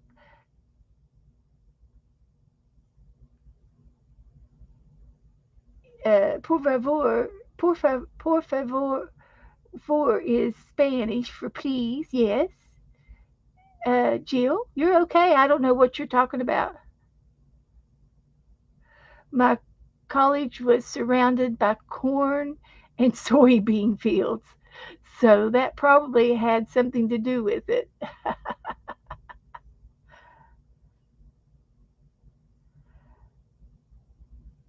So anyway, um, I did a layer of music and dictionary. And so that's done. And we'll put that over here in our stash. The next thing I'm going to do is a pop of color. Let's see if I have enough of these, and I think I do. Anywhere on the edges would be good for this one. Just a pop of color. That'll be good.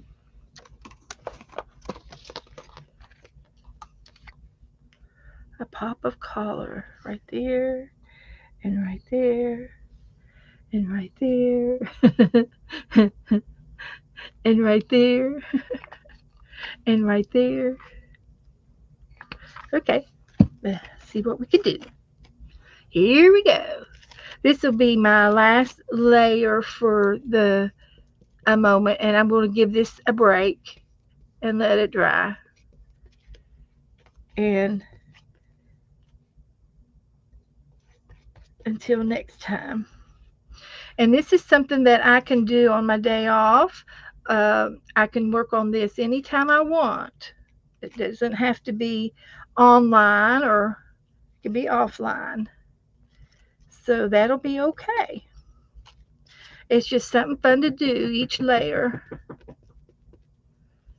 So that's good. And this will go on both sides eventually.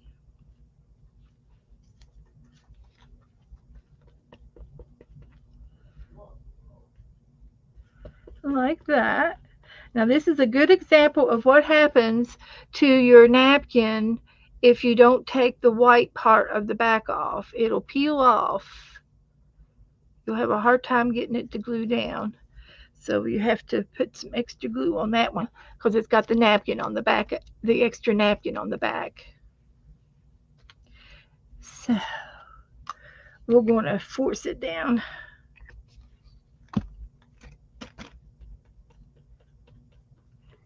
Let's see, we got these, got this, and this one, and then this one. And we're going to take a break. We still got butterflies and flowers to put on yet. And we'll do it. We'll do it.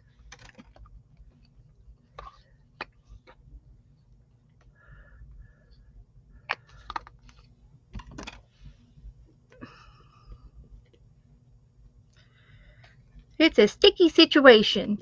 That's all there is to it.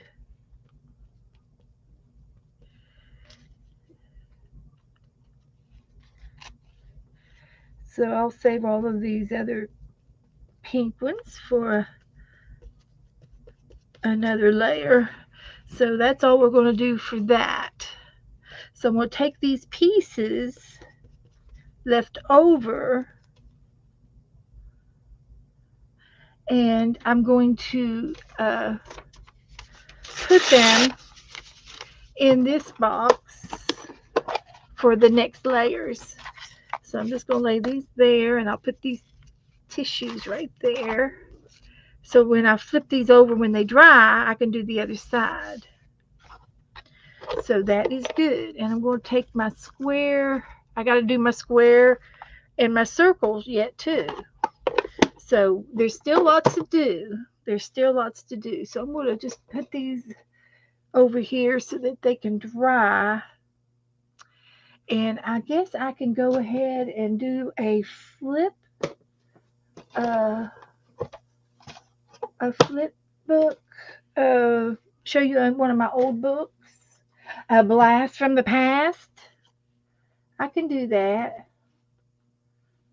I can do a blast from the past.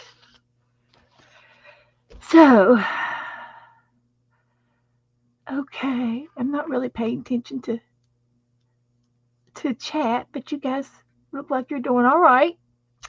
So, let me get one of my books out here.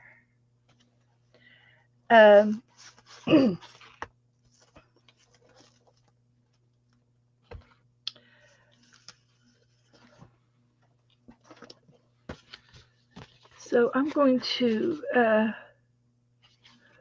put these envelopes over here, and this is another calendar book that I started. Turned the little calendar into a book. It has a spiral on the end, and I started gluing down tissue paper. And some of them I gessoed, and some of them I didn't. But this is a background. This is the background. And you can use this as an art page and put something on top of it. Or you can paint a picture on it. But it's just tissue paper glued down on the calendar. The calendar pages are kind of thick anyway. So I did, looks like, nope, it's just part of the, it looks frosty. It looks like snow or water or something in the background. But anyway, you could put some gesso down, or just you keep layering tissue paper on it to cover it up. And this is the way the calendar looks. And then this is the picture, and the picture's a glossy picture. So that makes these pages thick, thicker than normal calendars. This is a nice thick one, 2016. So I've only got that many pages done in it. And I think I got some done at the other end. And just regular tissue paper. And just use it as a tissue paper book and leave it at this, or you can do more on art on top of it. And I'd say on this page I did white tissue paper first, and it sort of covered up the cover. Now I can do colored tissue paper on top of this, and it'll show. That's probably what I did to these, is I put the white tissue paper down. So that's a book that I started, and I need to keep it out and finish it and do more to it.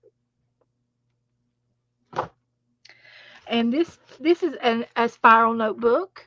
Okay, you can get these at Walmart or the Dollar Tree. It's a composition notebook. It's the kind that has the spiral. Well, I used to use this book as a leftover book. And here is a page of washi tape leftovers. And I put down all the washi tape that I had found on envelopes and things. And so that could be used as a background, or I can cut it up and use it into ACT cards or anything I want to use it for. Okay, this book is to be used. The back side of this paper is decorated as well, and I used to use this for leftover tissue paper, leftover paint, leftover scraps. This is just shreds of tissue paper. And I'm talking about trash. I will show it to you here in a little bit. But we have a new scrappy book on our table that we started last week, and I started calling it the Real Scrap Book. And somebody said, well, that might not be very nice to say that, because of the scrapbook people who are serious about scrapbooking. They may not appreciate me using the scrappy word for scrap. And I thought it was cute, and I was using it as a term of endearment. Scrappy as in being cute, but someone told me that they also told me that there used to be something called the smash book. And I have heard of that term, but I never knew what it was. I just thought it was another junk journal. Well, it kind of is. It's kind of like the scrappy book that we just started doing. They would put leftover papers from the desk into the smash book and turn it into a smash junk journal. So it's been around a lot longer than my scrappy book. So we need to switch the name to a smash book and give the girls credit who started the table scrap book years ago. And I think we've all had these books on our desk. We just didn't know what to call them. But anyway, these papers are to be used in my art any way that I want to use them. They're ready to go. So I need to leave this book out. And next time I need a piece of scrapbooking paper to make a vase, like I did earlier today, I could have used this as a vase, or I could have used any one of these. I could have used that for my vase. That would have been pretty. And that would have been settled, but when I put the bling on it and decorate it and things, it looks good. So all of these are leftover paints, and it's a leftover book. And that's what I did with this. And I started this book, I don't know, there's no date on it, so I have no clue. It was probably back in 19 when I started this. and you can still go back through and do more mark making on these pages. If you think that this page doesn't have enough uh, color or enough marks on it, all you got to do is find a color of the day.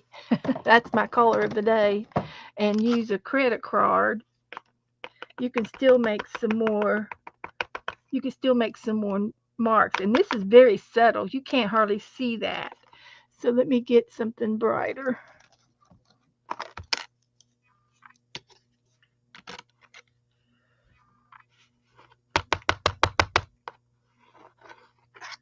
Let's try this one.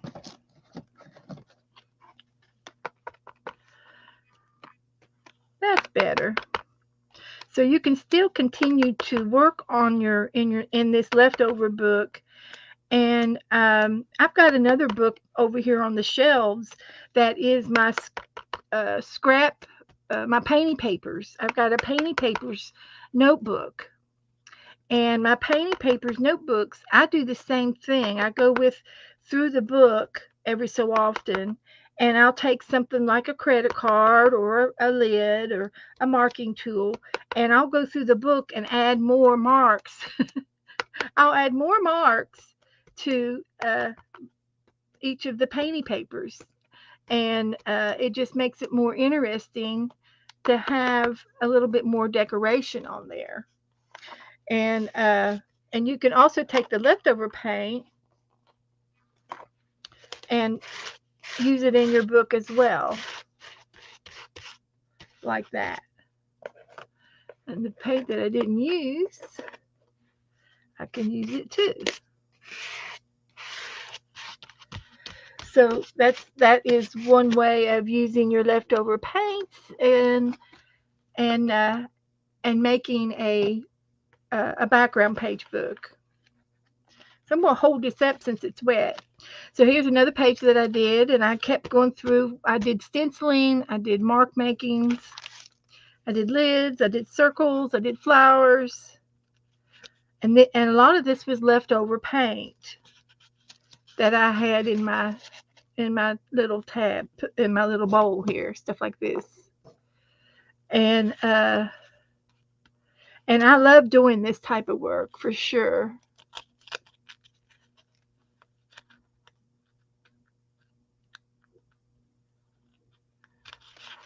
So these are some of the painting papers. I need to use these, and I forget. I stick them over in the cupboard, and I forget they're there. So this is a type of book that I need to use on my desk. Next time I need a vase, I can use this paper. And next time I need to punch some flowers out, I can pick me something out in here and use my punch. And they're pretty. And see, this one I think needs more work. It needs a stencil on top. This one needs a stencil and some circles. This one needs work. So you see, I keep going through the book again and again and again until I get it satisfied, and I use that in my art. So this is one of my flip throughs. It's one of my flip throughs. So and you can take any of your old paint that you don't like, put it in a book like this, and you'll use it up, and you won't go to waste. Paint gets old, but I find that you can always use it in something. This is another washi tape leftover book. Somebody sent me a big package with all this gold washi tape on it. And so we're almost to the end here. So just having fun. There's a napkin in here. So you can even take your old napkins and go through and glue them down. I love that. That's pretty cool. So most of the time I just do it on one side because I hate to choose from one side or the other. So a lot of times I do my painting papers just on one side. I don't because I can't pick. I can't pick which side I want to use. This needs some black on it or some splatters. That would be fun. And that's the end of that book. So this is a really good leftover book. And there you go. There you have it. I've got a crap-a-lanch going on over here. It's just a wobbling. Don't breathe. Coptic stitch. Yeah, yeah. That's the kind of binding that I will be putting on my chunky book. It'll be a type of knotted. Uh, it's a knotted spine. The knots are on the spine, and it's a type of Coptic stitch, and it's real easy to do. It's real easy. I've done it many a times with you guys, and there's lots of videos on it as well. I recommend you go to Tanya McGuire and look up Coptic Stitch, or message her, and she will find the link to her Coptic Stitch lessons, and she's very good at explaining. Tanya McGuire is. Hi, Mary Lou. Hi, Barbara. Hello, hello. Yeah, it's a good thing. I'll be glad to go over the Coptic stitch again and again. If you when you're ready for it, let me know and I'll do it with you. And it's the same thing over and over. You tie a knot and you turn the page. It's real easy.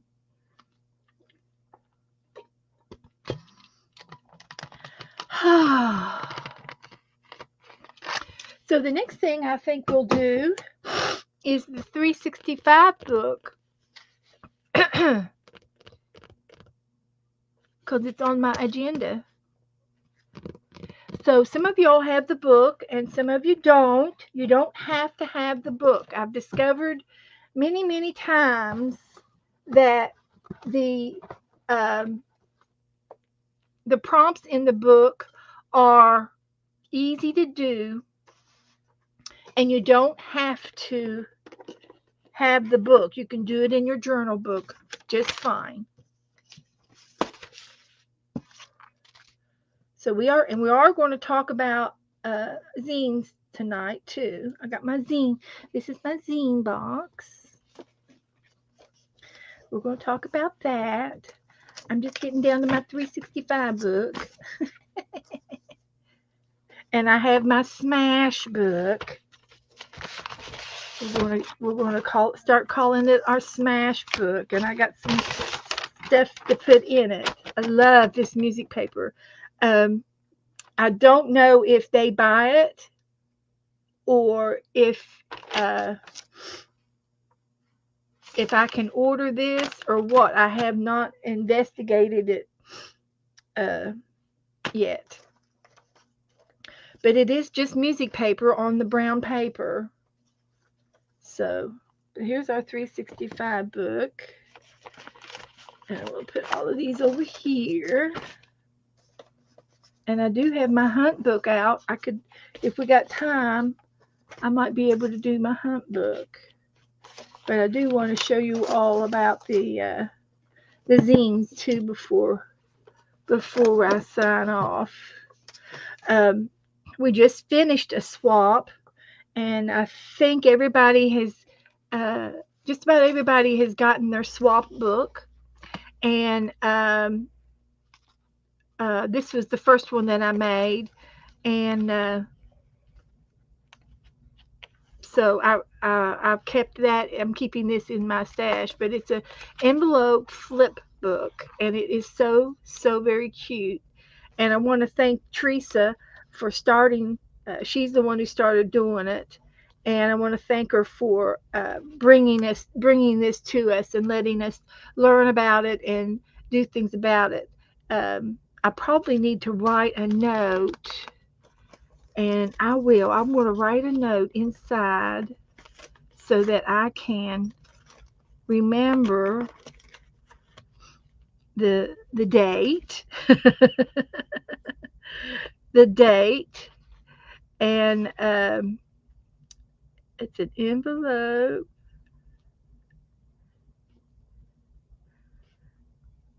flip journal book.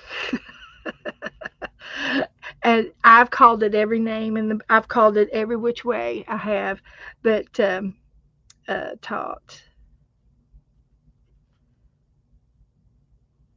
by Teresa. And we can go back to my videos and look at the videos of this too. But I'm going to put this down in my book as a reminder, and as a reminder of when we did it, and all that good stuff. And I'm just going to put the date right there. And this will go in my book stash. So that's good. That's all good. And I've got a book stash going on over yonder here. Okay. Um, the 365 book. We're going to do the zines before I leave. Okay. Everybody doing all right? Uh, so I've been doing my pages reversed from the back going forward. So I do a little flip. I need to do something on these. And this was the last one, the 365. That was the very last one in the book. And then I'm going to flip forward until we finish, until we get to a blank one. A collage, our socks. This is what I want to see out my front. I wish I had this in my front, went out my front door. Here's a page of circles.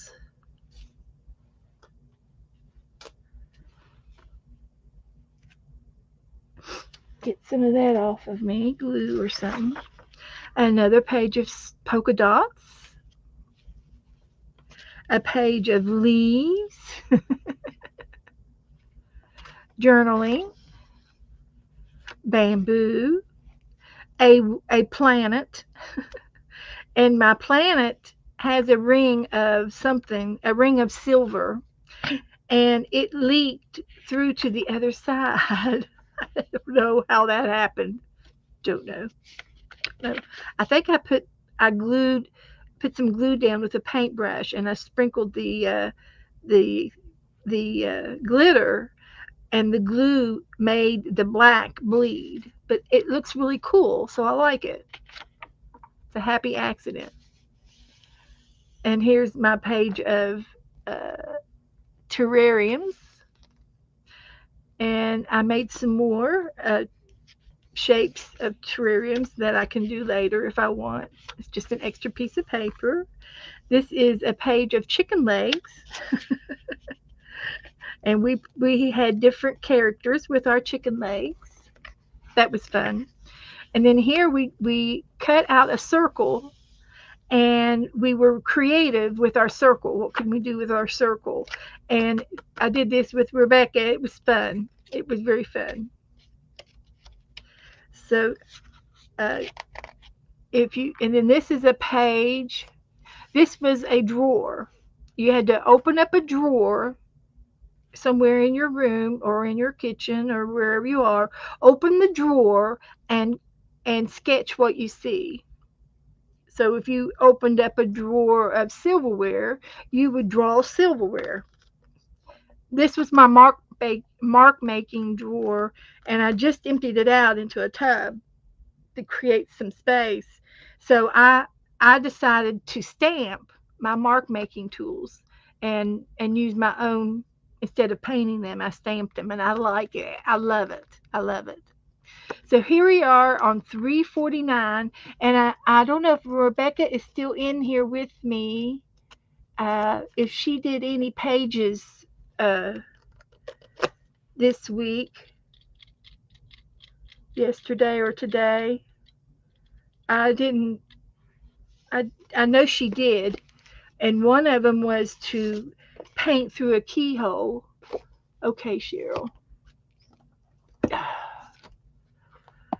So everybody's saying hello. I'm trying to figure out how to make the envelope book. If you did one video, I'm not sure how it's done. Okay, Barbara. Um, I can do that for you. I'll do that for you. It was real easy to make, and there were some videos on it, and I posted them in my Facebook group. I can I'll go back and post them back up to the top for you, Barbara, in my Facebook group. Uh, Teresa made the book, and uh, and then she got the book off the internet from someone else, and then she told two friends, and then she told two friends. So that's how the book got going around. But you take two envelopes and you glue them down on two pieces of cardstock. So I took my envelope and glued it down on this green piece of paper. Then I took my flap of my envelope and I traced it on some pretty paper like this. And I cut out four of the flaps to put one on each side of the flaps, the pretty paper. And I had enough paper to just do one little stripe here and one little stripe here. And that's all that I did on the envelope, decorating the envelope. So you can do anything you want. You can doodle this, paint this. You don't have to do exactly what I do. You just have to decorate your book, okay, the way you want it to be. I put an eyelet on the points of my flaps. I put eyelets so that I can tie my book when I'm not using it. I can tie the book and it'll be closed. So that's what that's all about. I also tied in to my envelope one of uh, one of my flat pens, and I've made these online, and it's just the refill pen, and I wrapped it in paper and put some string on the end, and it's enough string to where I can write in my book. It writes, so you can write a journal page here. It's long enough to go over to the both sides of the book, either side. If you want to write on something, you've got enough string to write anywhere you want on the book. And then I take my pen and I just roll it up, and then I can stick it into the envelope for safekeeping for when I'm ready to journal in my book. So it's there. So then I took some more paper and I took two pieces uh, of cardstock and I made my paper as tall as my envelope. The good thing about this, you can use any size envelope that you want. So whatever size envelope you choose to glue down on your background cardstock, you you make you make it this wide, and you can make as many pages as you want and fold it in half, and this is your journaling pages. You can add more pages inside with a staple, decorated any way you want. It's open for creativity. It doesn't go all the way across, but that's the way they look. But the good news is, after you finish working on this side, you can flip it over and work on the other side. So that's why they're calling it an envelope flip book. because you can flip it over. Now, the other thing that I've done is in here, I use 2 pieces of cardstock to glue my envelopes down on. So, and then I took and made a pocket out of the two background cards. So you got to have 2 of those, 2 envelopes, and 2 more pieces of paper to make this in one sitting. You can make this in a day. You can make this easily in a day, and then the next day decorate it. And but I take 2 or 3 days to decorate because I just get inspired. The more I keep it out, the more I flip through, the more I find something else to put on here to make it. So in the directions in the movies that I'm going to put this at the top of my Facebook group tonight when I get off. And the only thing here is so that you can create a spine on um, your deep pocket, and see it's big enough to put extra paper in here and bulky items in here. And I made Teresa showed us how to make a gusset to put in there on one end of it so that it opens up like in a little accordion. And there's several ways you can do that. There's there's a dime and a dozen on how different ways to make your gussets. And then on this side, we used a piece of fabric for the hinge, and that's how we attached the paper. So we didn't close this big pocket until the very last, and that has a gusset. But when you open that up, there's a piece of fabric down here at this end to put these 2 pieces together. But when you open it up and lay it flat on top of your journaling pages, you can sew your journaling pages in. You could do it with the sewing machine as well. But that's the bulk of the book. And like I said, I will put and Teresa probably will help me put the movies or the videos on how to make this in the top part of my Facebook group for you. And they're really fun to make. And then we did a swap with it, and the swap is over. So the next swap that we're going to do is zines. We're going to do zines next. We're going to trade zines. So after I do my 365 book, we should have enough time to go over the zines and get started on zines, starting the beginnings of the zine. So Tracy says my next journal is going to have a fan spine. Okay, that sounds nice. Okay.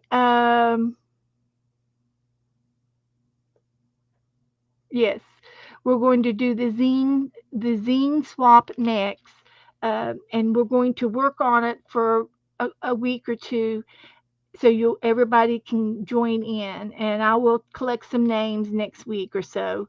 Uh, we've got time. I'm not going to probably do it until maybe the middle of the month. We'll get started on that. So tonight, this says on 349, it says draw animals, but rather than drawing them in the correct colors, use the colors and prints of different animals, like put a leopard print on a crocodile or something like that, or a leathery gray flamingo, a pink feathered elephant.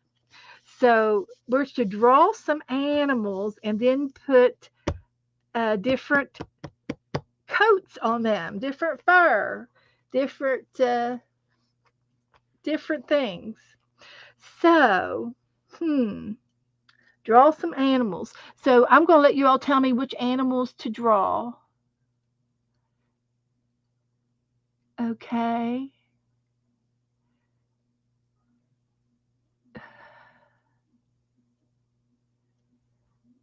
So go ahead and tell me what kind of animals you want me to draw.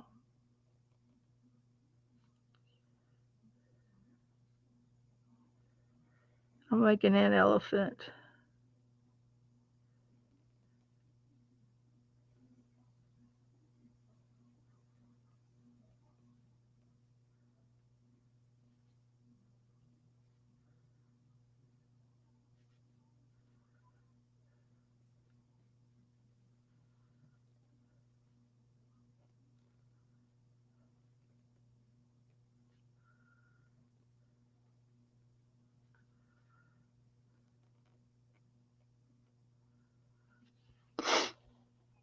Okay, a puppy.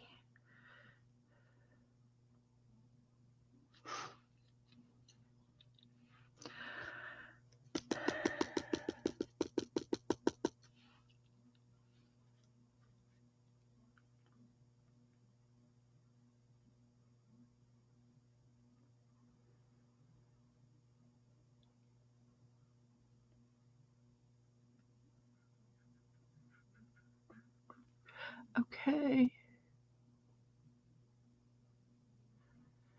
a puppy and a cat. I will do a puppy in just a second.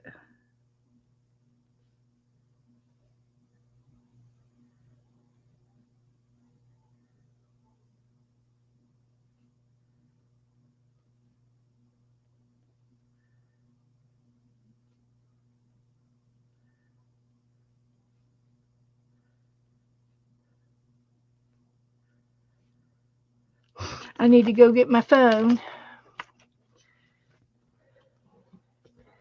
Let's see here.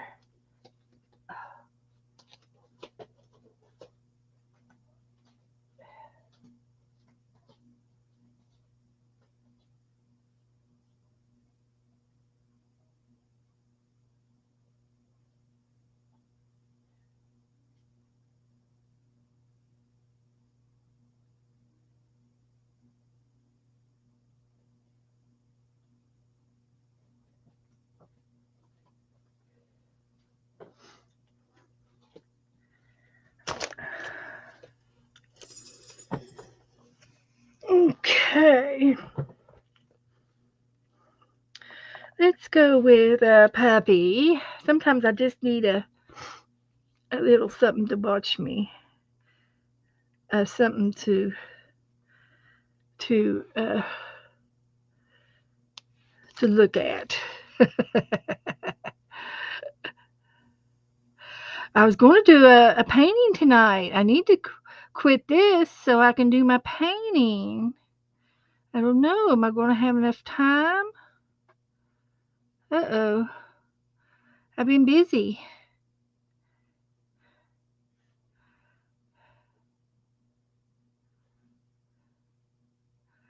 Okay, there's a puppy.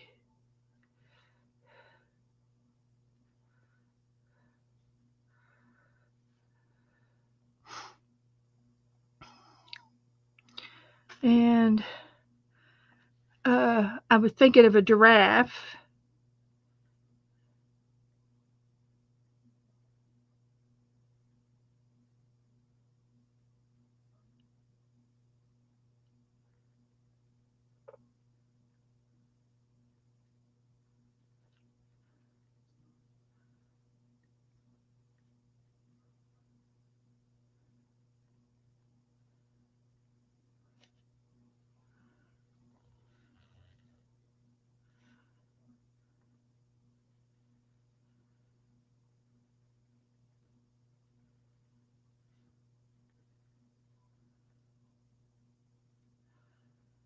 I don't know how good this is going to work, but I'm trying.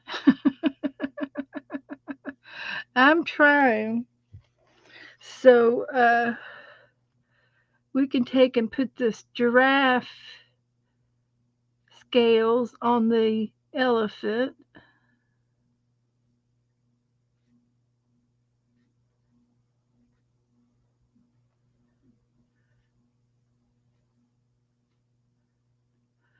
And then we could put uh, see, a tiger.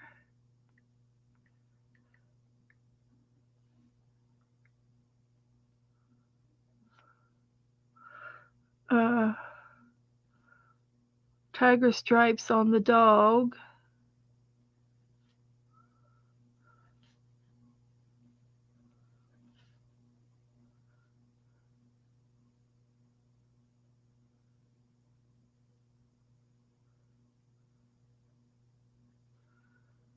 And then we could do, see what else you all saying. Hi, Jen. Welcome back. That's right. Teresa said a horse, a giraffe. Okay.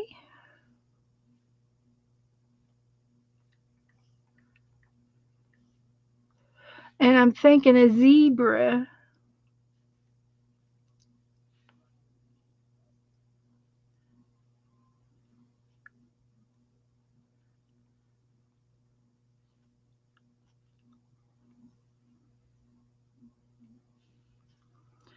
So a horse is like this.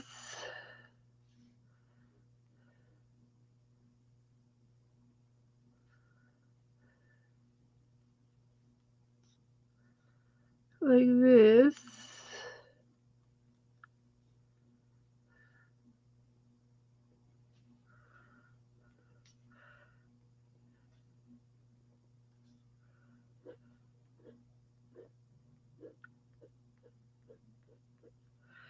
And let's see. Oh, now you're all getting ahead of me now. Let's try the horse here, and we'll put uh,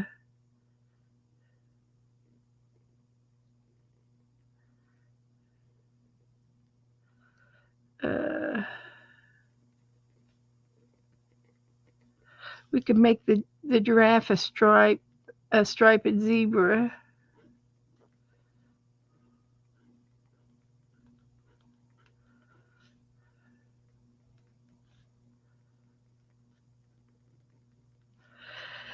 And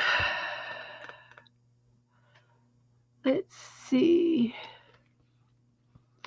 Let's uh, let's see. We have a tiger and a leopard. Now I'm thinking of Prince,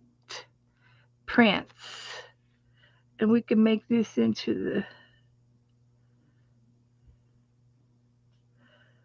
the horse into leopard.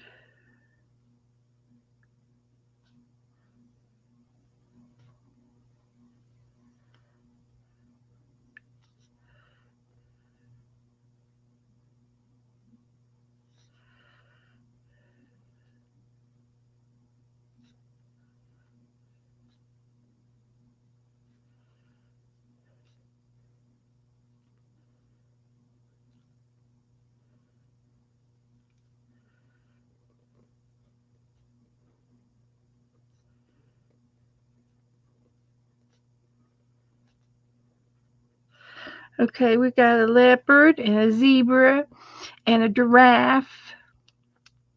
And this was supposed to be a tiger.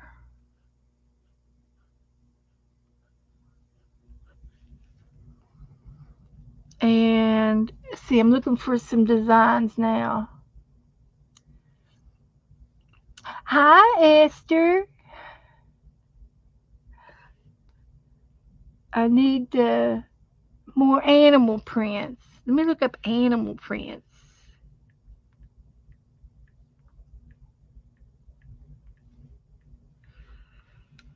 I think I got the big ones.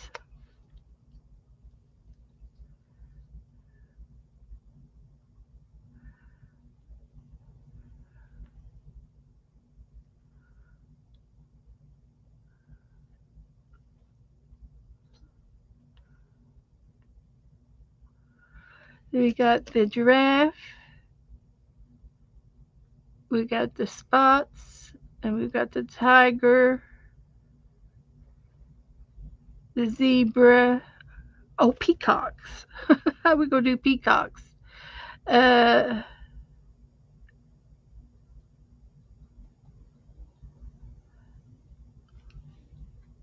a cheetah, a leopard,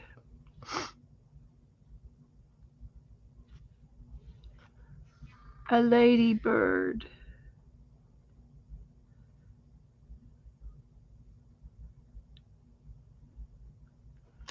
Okay.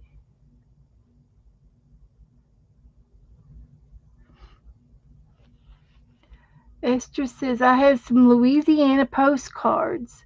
Woohoo!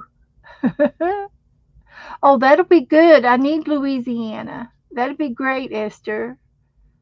I have a few things for Virginia and Alabama and then Louisiana. That'll be great. Hey, Joe, will you go get me something to drink? I sure will. I was just going to miss you. Yeah, I'm done. Okay. Uh, so anyway, Arthur Lester. let's see.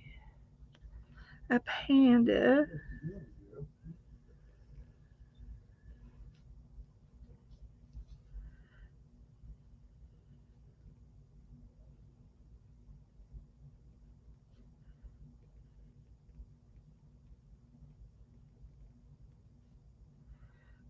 Uh,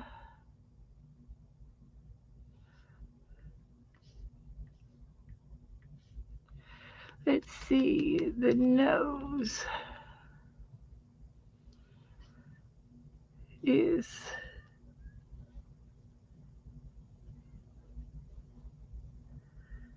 like that, and then just a little bit bigger of a smile. So the only thing I know to do is to maybe shade it in the cat in shaded in red and make it look like a ladybug or something, and then shade the panda like a gray to make it look like an elephant.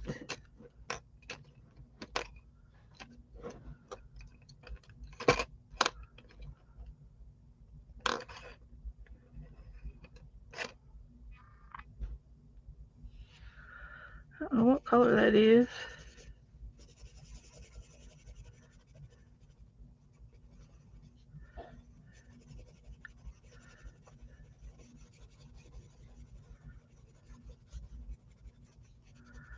And then let's see, this was supposed to be a cheetah, and I think it's more orange.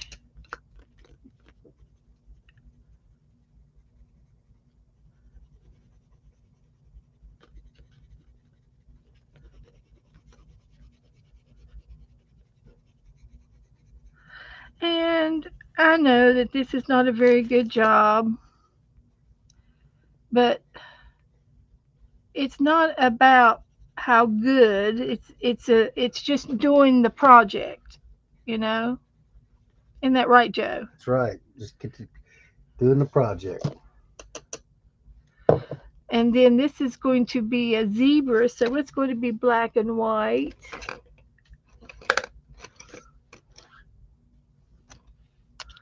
Stripes.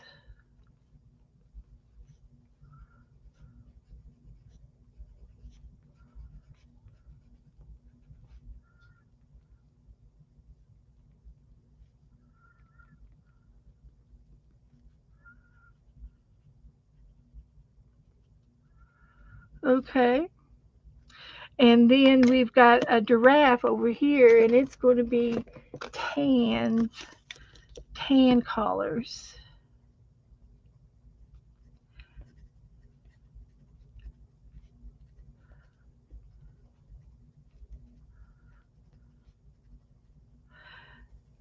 Ta-da!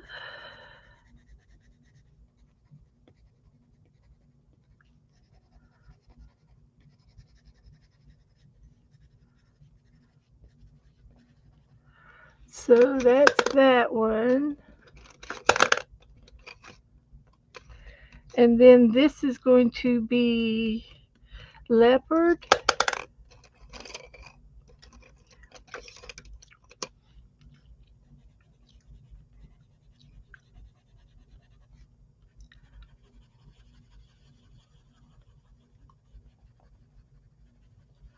So this is not going to be my favorite page, but it is going to be a page that I've completed.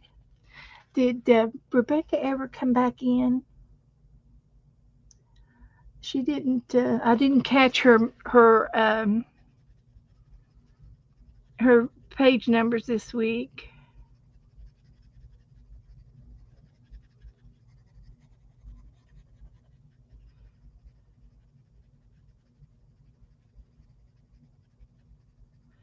So anyway, there's my page, and I can use a water brush to activate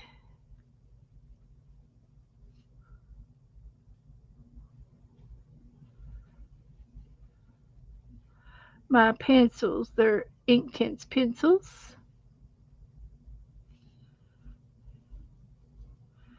and it turns it into a good picture.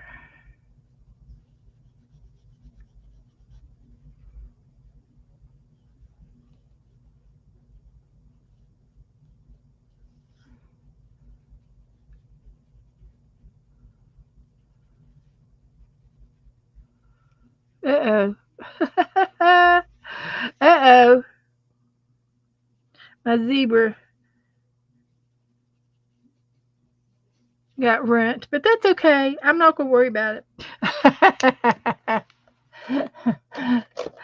That's all right. That's quite all right. We won't mind it a bit. We won't we're not taking grades on this. We just have to do it.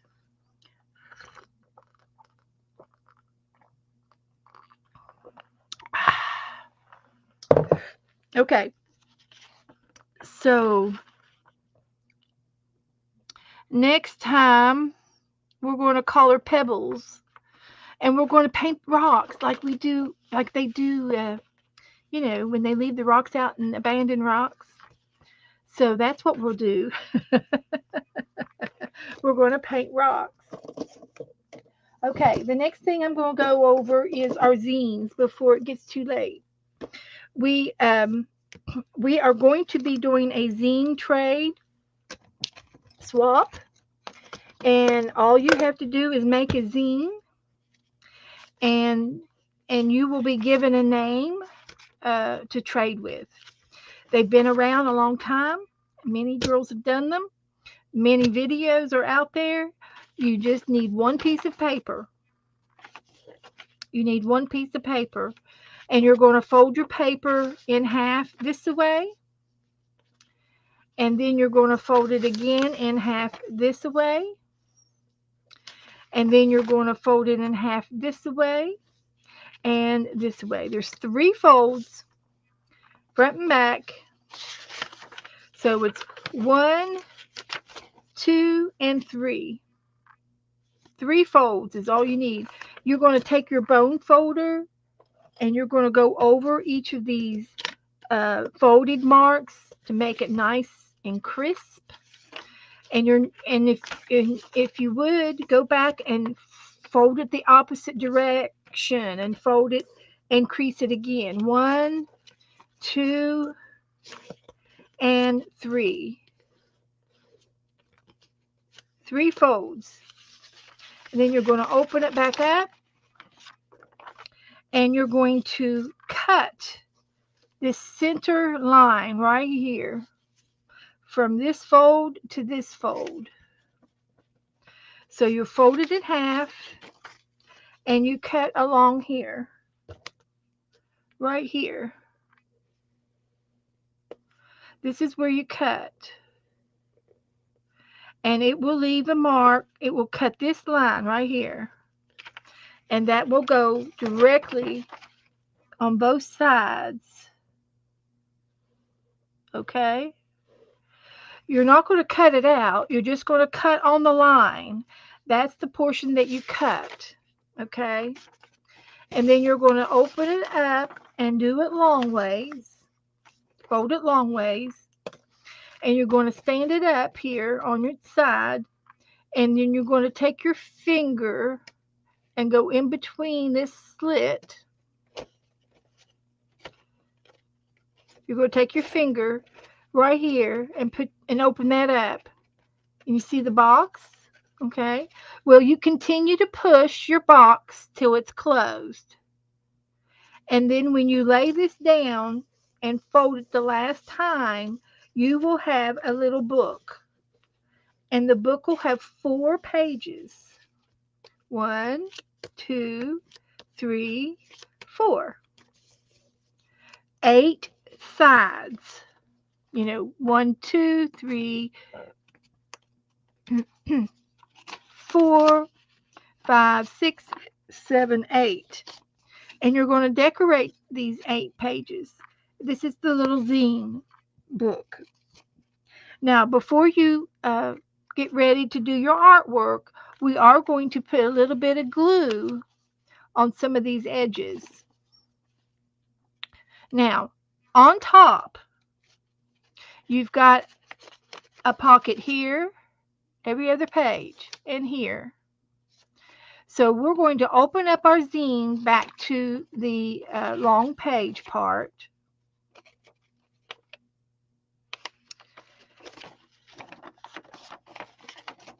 We're going to take the glue stick and glue it right here.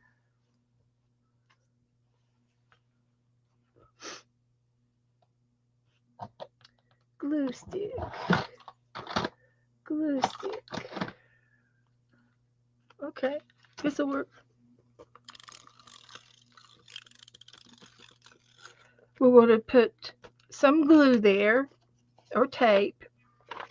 We're going to stand it up, make our box, push our box together, and there's our 4 pages, and then we press down at the bottom.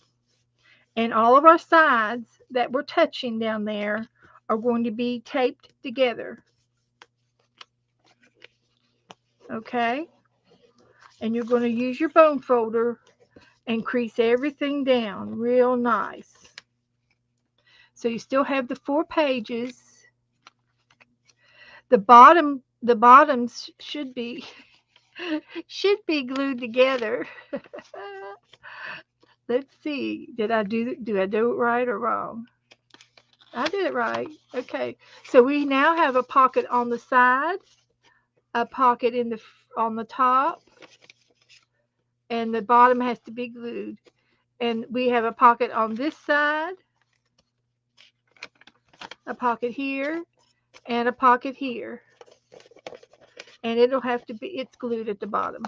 So we got one bottom that didn't get glued right here. So we can add a little glue there.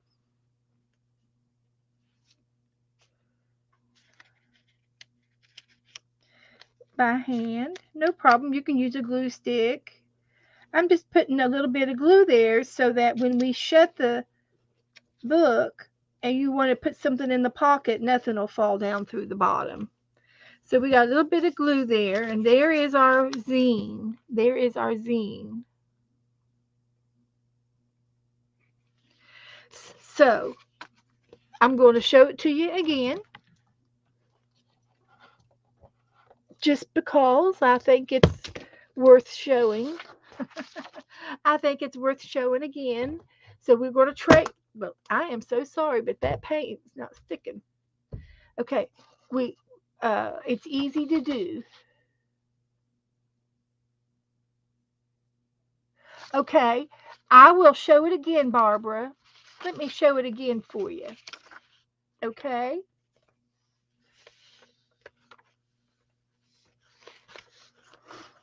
So we're going to take a piece of paper, a regular size piece of paper. Colored paper is nice. You can use scrapbooking paper. You can use you can use wallpaper. You can use anything you want to use. I don't care. But a piece of paper is how I'm going to teach you this size. So whatever paper you have, you need this size.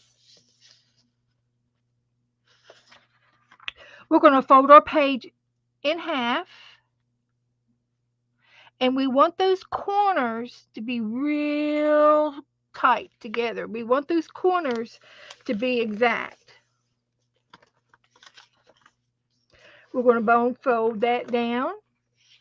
Next, we're going to fold it in half again. This is the second fold. And we're going to crease that side down and bone fold it. And then we're going to fold it a third time. A third time. Crease that down and bone fold it down. We're going to open it back up.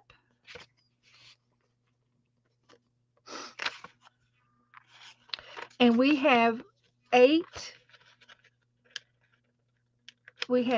pieces. This is also very close to ACT size. I'd have to measure it. It needs to be 2.5. It's a little bit bigger than an ATC size. Yeah, because it's 2 3/4 and 4 1/4. So it's a little bit bigger than ACT size. So, the roadshow, you need to refresh. Jill, you need to refresh the stream. You're way behind. I talked about the roadshow a little bit ago. So anyway, what I want you to know is you need to cut a portion of this paper. And I know you can barely see the squares, but you're going to cut this line and this line to make your zine. Okay? That's all there is to it. It's the 2 middle lines. These lines are the middle lines. They have no edges on the outside. All of the rest of the lines have an edge. This line has an edge, this line has an edge, this line has an edge, and so forth. They all have edges out here. So we don't want to cut any of those. We just want to cut this one and this one. An easy way to cut it is to fold your paper in half and just cut one line, half of a line there. Just cut that line, and that's all you have to worry about.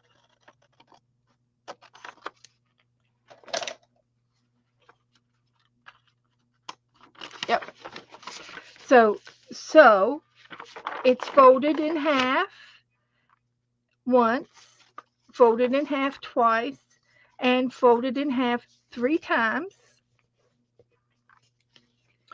Open it up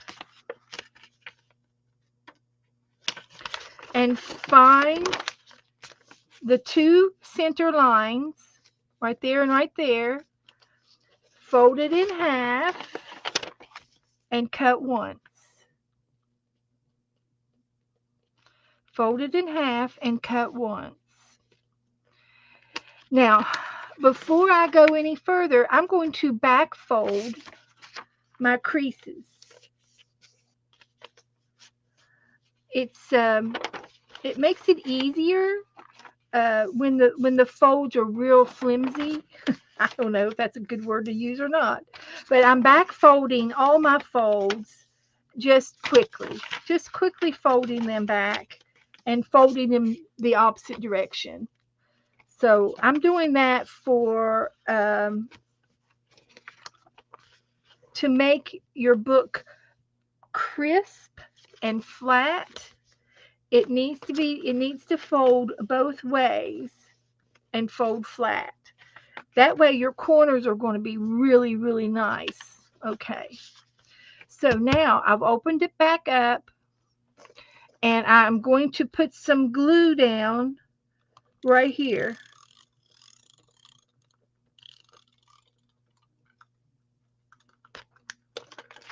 Okay, and I just used a tape runner. Now I'm going to fold, lightly fold, and then I'm going to push the middle open. I'm going to push the middle part open. I've still got some tape here, but it's not touching anything. So I want these two in the middle to go out. And you see the box? See the square in the middle right here? You're going to push them together, push those ends together till they meet right there in the center. Okay? And then your pages will lay flat, and then you can press these together down here because we put a tape runner there, and it will get three of the pages, and there's one left, and it's right here, and we can either go back and tape runner it or glue it somehow however you want to. Now you're going to go back over your book, and you're going to go over your creases and make everything lay flat. Nothing cattywampus. Open the book and burnish all the edges. Burnish the edges. And this will help make your book look nice and crisp. And folding them back and forth, and then you will find that there will be a natural fold for your book that looks good. Okay, and this looks good to me. So you're going to have two top pockets. Here's a pocket. Here's a pocket on top, and we glued the bottoms. We glued the bottoms. And then you're going to have two side pockets, one right here, and we glued the bottom, and one right here, and it's been glued as well. Okay, so there's our zine, and it's just a piece of paper. Good, Jen. Jen already made her zine. So you can this week we're going to work on this some more, and then next week we'll decorate them. And it's the same thing like with those little coasters and the chunky books that we were making. You can cut out all kinds of pictures, and you could put a collage in here. And then what you don't use, you can put them in the pockets. But we're going to learn how to make the zine first. Barbara Batzer, did you understand that one? I will do it again if you need to.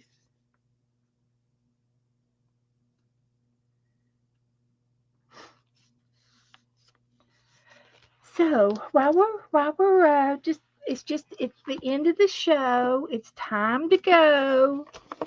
I've got a box here with some zines already in it. So let's look through my zines. I have an ACT card.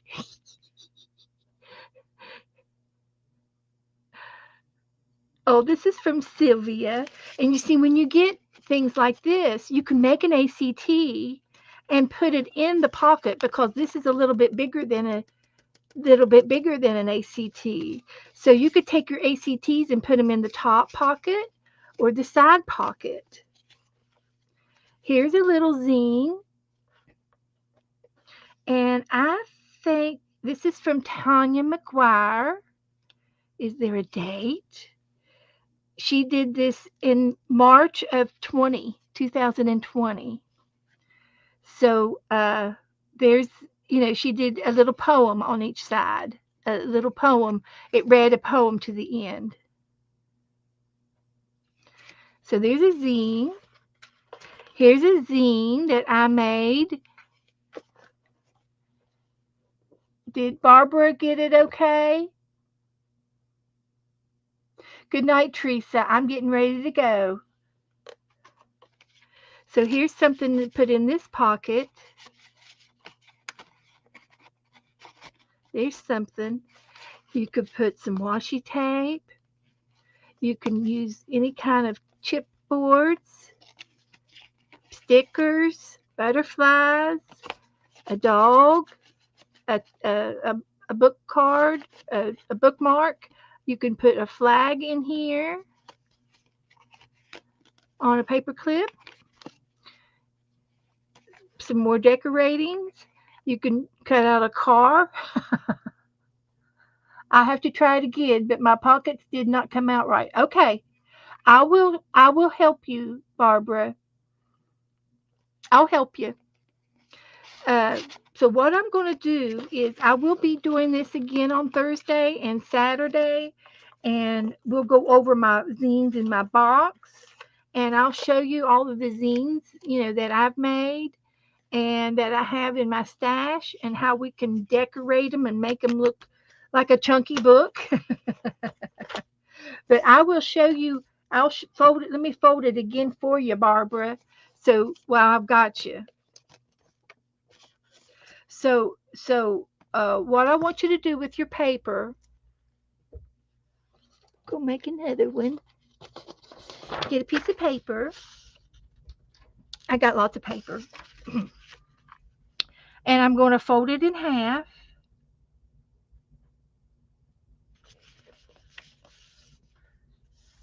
Long ways. I'm going to fold it in half again. That makes it in half. Burnish the edges real good. And then I'm going to fold it in half the third time. 3 folds. 3 folds. Next thing you're going to do is open it up. I've got the phone down right, but my pockets ain't coming out right when I glue it. Okay, I'll help you. I'll help you. I'll help you. I'll show you the easier way, Barbara. So I open this back up, and I'm going to reverse the fold while I'm here. Makes it easier. So I open this back up, and I've got eight sides. I got 4 here and 4 here. You're going to take your scissors, and you're going to cut a line, this line here and this line here. There's 2 cards that you're cutting the lines from here to here. So I fold it in half, and I cut that line right there. Only. So I open it up, and I've got a cut from here to here. Okay? Now I'm going to fold it long ways again, and I'm going to pinch and push to make that square. Pinch and then push these 2 open. Sometimes they won't go open. You have to open these up. Okay, so I'm going to push these 2 open, right? And then I'm just going to gather my pages and fold it into a book and burnish my sides. Sometimes one of them will want to go that way better than the other way, and that's quite all right. Doesn't matter which way they go. Okay, you can fold this several times, but you want to burnish it flat so that all the pages are flat. Now listen here, Barbara. This is going to be the easiest for you. So I have my book, and I have 2 pockets in the top, every other page. There's one there. It doesn't matter if it's the first or second one, but there's 2 pockets there, okay? And they're open on the other end. You see, they're open on the other end. So what we want to do is we want to glue these bottom 4 pages together. The 4 pages we want to glue. So here's what you can do, Barbara. With your book, open up each little this is the top, okay? This is the top, and these are the bottoms. So we're going to glue these two together right here, and you're going to open up each page, and we're going to glue right here. I'm drawing a line. We are not going to glue these two together, but we want to glue these two together at the bottom because there's a top pocket. So we want to leave the pocket on top. This is top, and this one's bottom. So we want to glue these two together right here. Turn the page, and this is the last page. We want to leave the side pocket open, and we're just going to glue the bottom part right here. So what I did is I marked on all of these pages. I can turn it over and do the other sides, so I'll know which pages I need to glue. Turn the page. This is top. These are the bottom ones. So I'm drawing a little line where I want my glue to be. So you turn the page and you open this up, and these two are marked. Turn the page. This one's top. This is going to be a side pocket over here, but I want to glue the bottom. So I put some glue there and on the last page. So what I did is I folded my book. And I've marked top on the top pages, right? These are the tops. This one's top. And then the bottom pages I'm going to glue together. So I opened the first page and I marked it where I want the glue to go. Glue here and here. Turn the page, open this bottom one up, and I want to glue this side. There's a mark right there, and I do the other side too. So I'm gluing here and the top one together. Turn the next page. It's a side pocket, but I want to glue the bottoms together. So I've got them marked to glue this one and this one together. The last page is the top, opens at the top, and we want to glue the two bottom ones together. So that one's marked on that side and that side. So then, now we know where to put the glue. So you open your book back up, take it apart, and open it up. Notice where the tops are. Turn it over, and notice where you need to put the glue. Look where you need to put the glue. I've got all of these marked, so I need to put my glue there.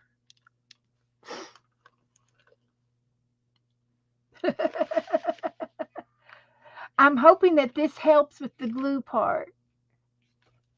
So if you take a piece of glue and mark and put it down right here, you can see my glue all along this edge and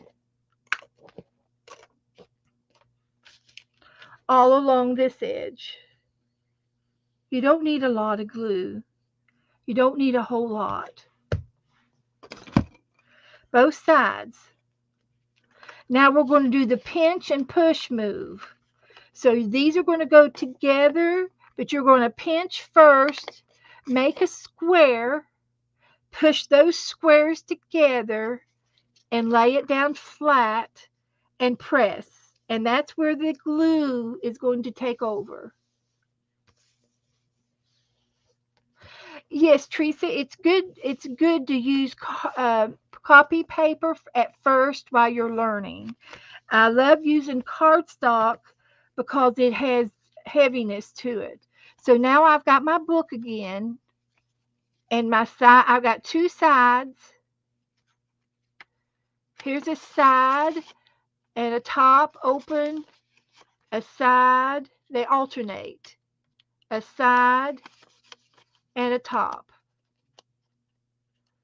and they alternate. And that's how you do your zine. You don't have to glue it. If you glue the edges together and say by chance you can't find this top one and you accidentally glued it, that's okay. Won't hurt anything. You can always make a side pocket by trimming this edge right here. You can trim this edge and make a side pocket. If you've lost your side pocket, you know, or your top pockets, you can always make them again. Yes, just a little practice and you'll get it. You'll get it. I will do this again on Thursday and Saturday and next week as well till you get it right. And it's fun. It's fun. They're easy and they're fun. So that's all I'm going to teach you tonight. And I'm going to go and have me a bite to eat. I haven't eaten yet.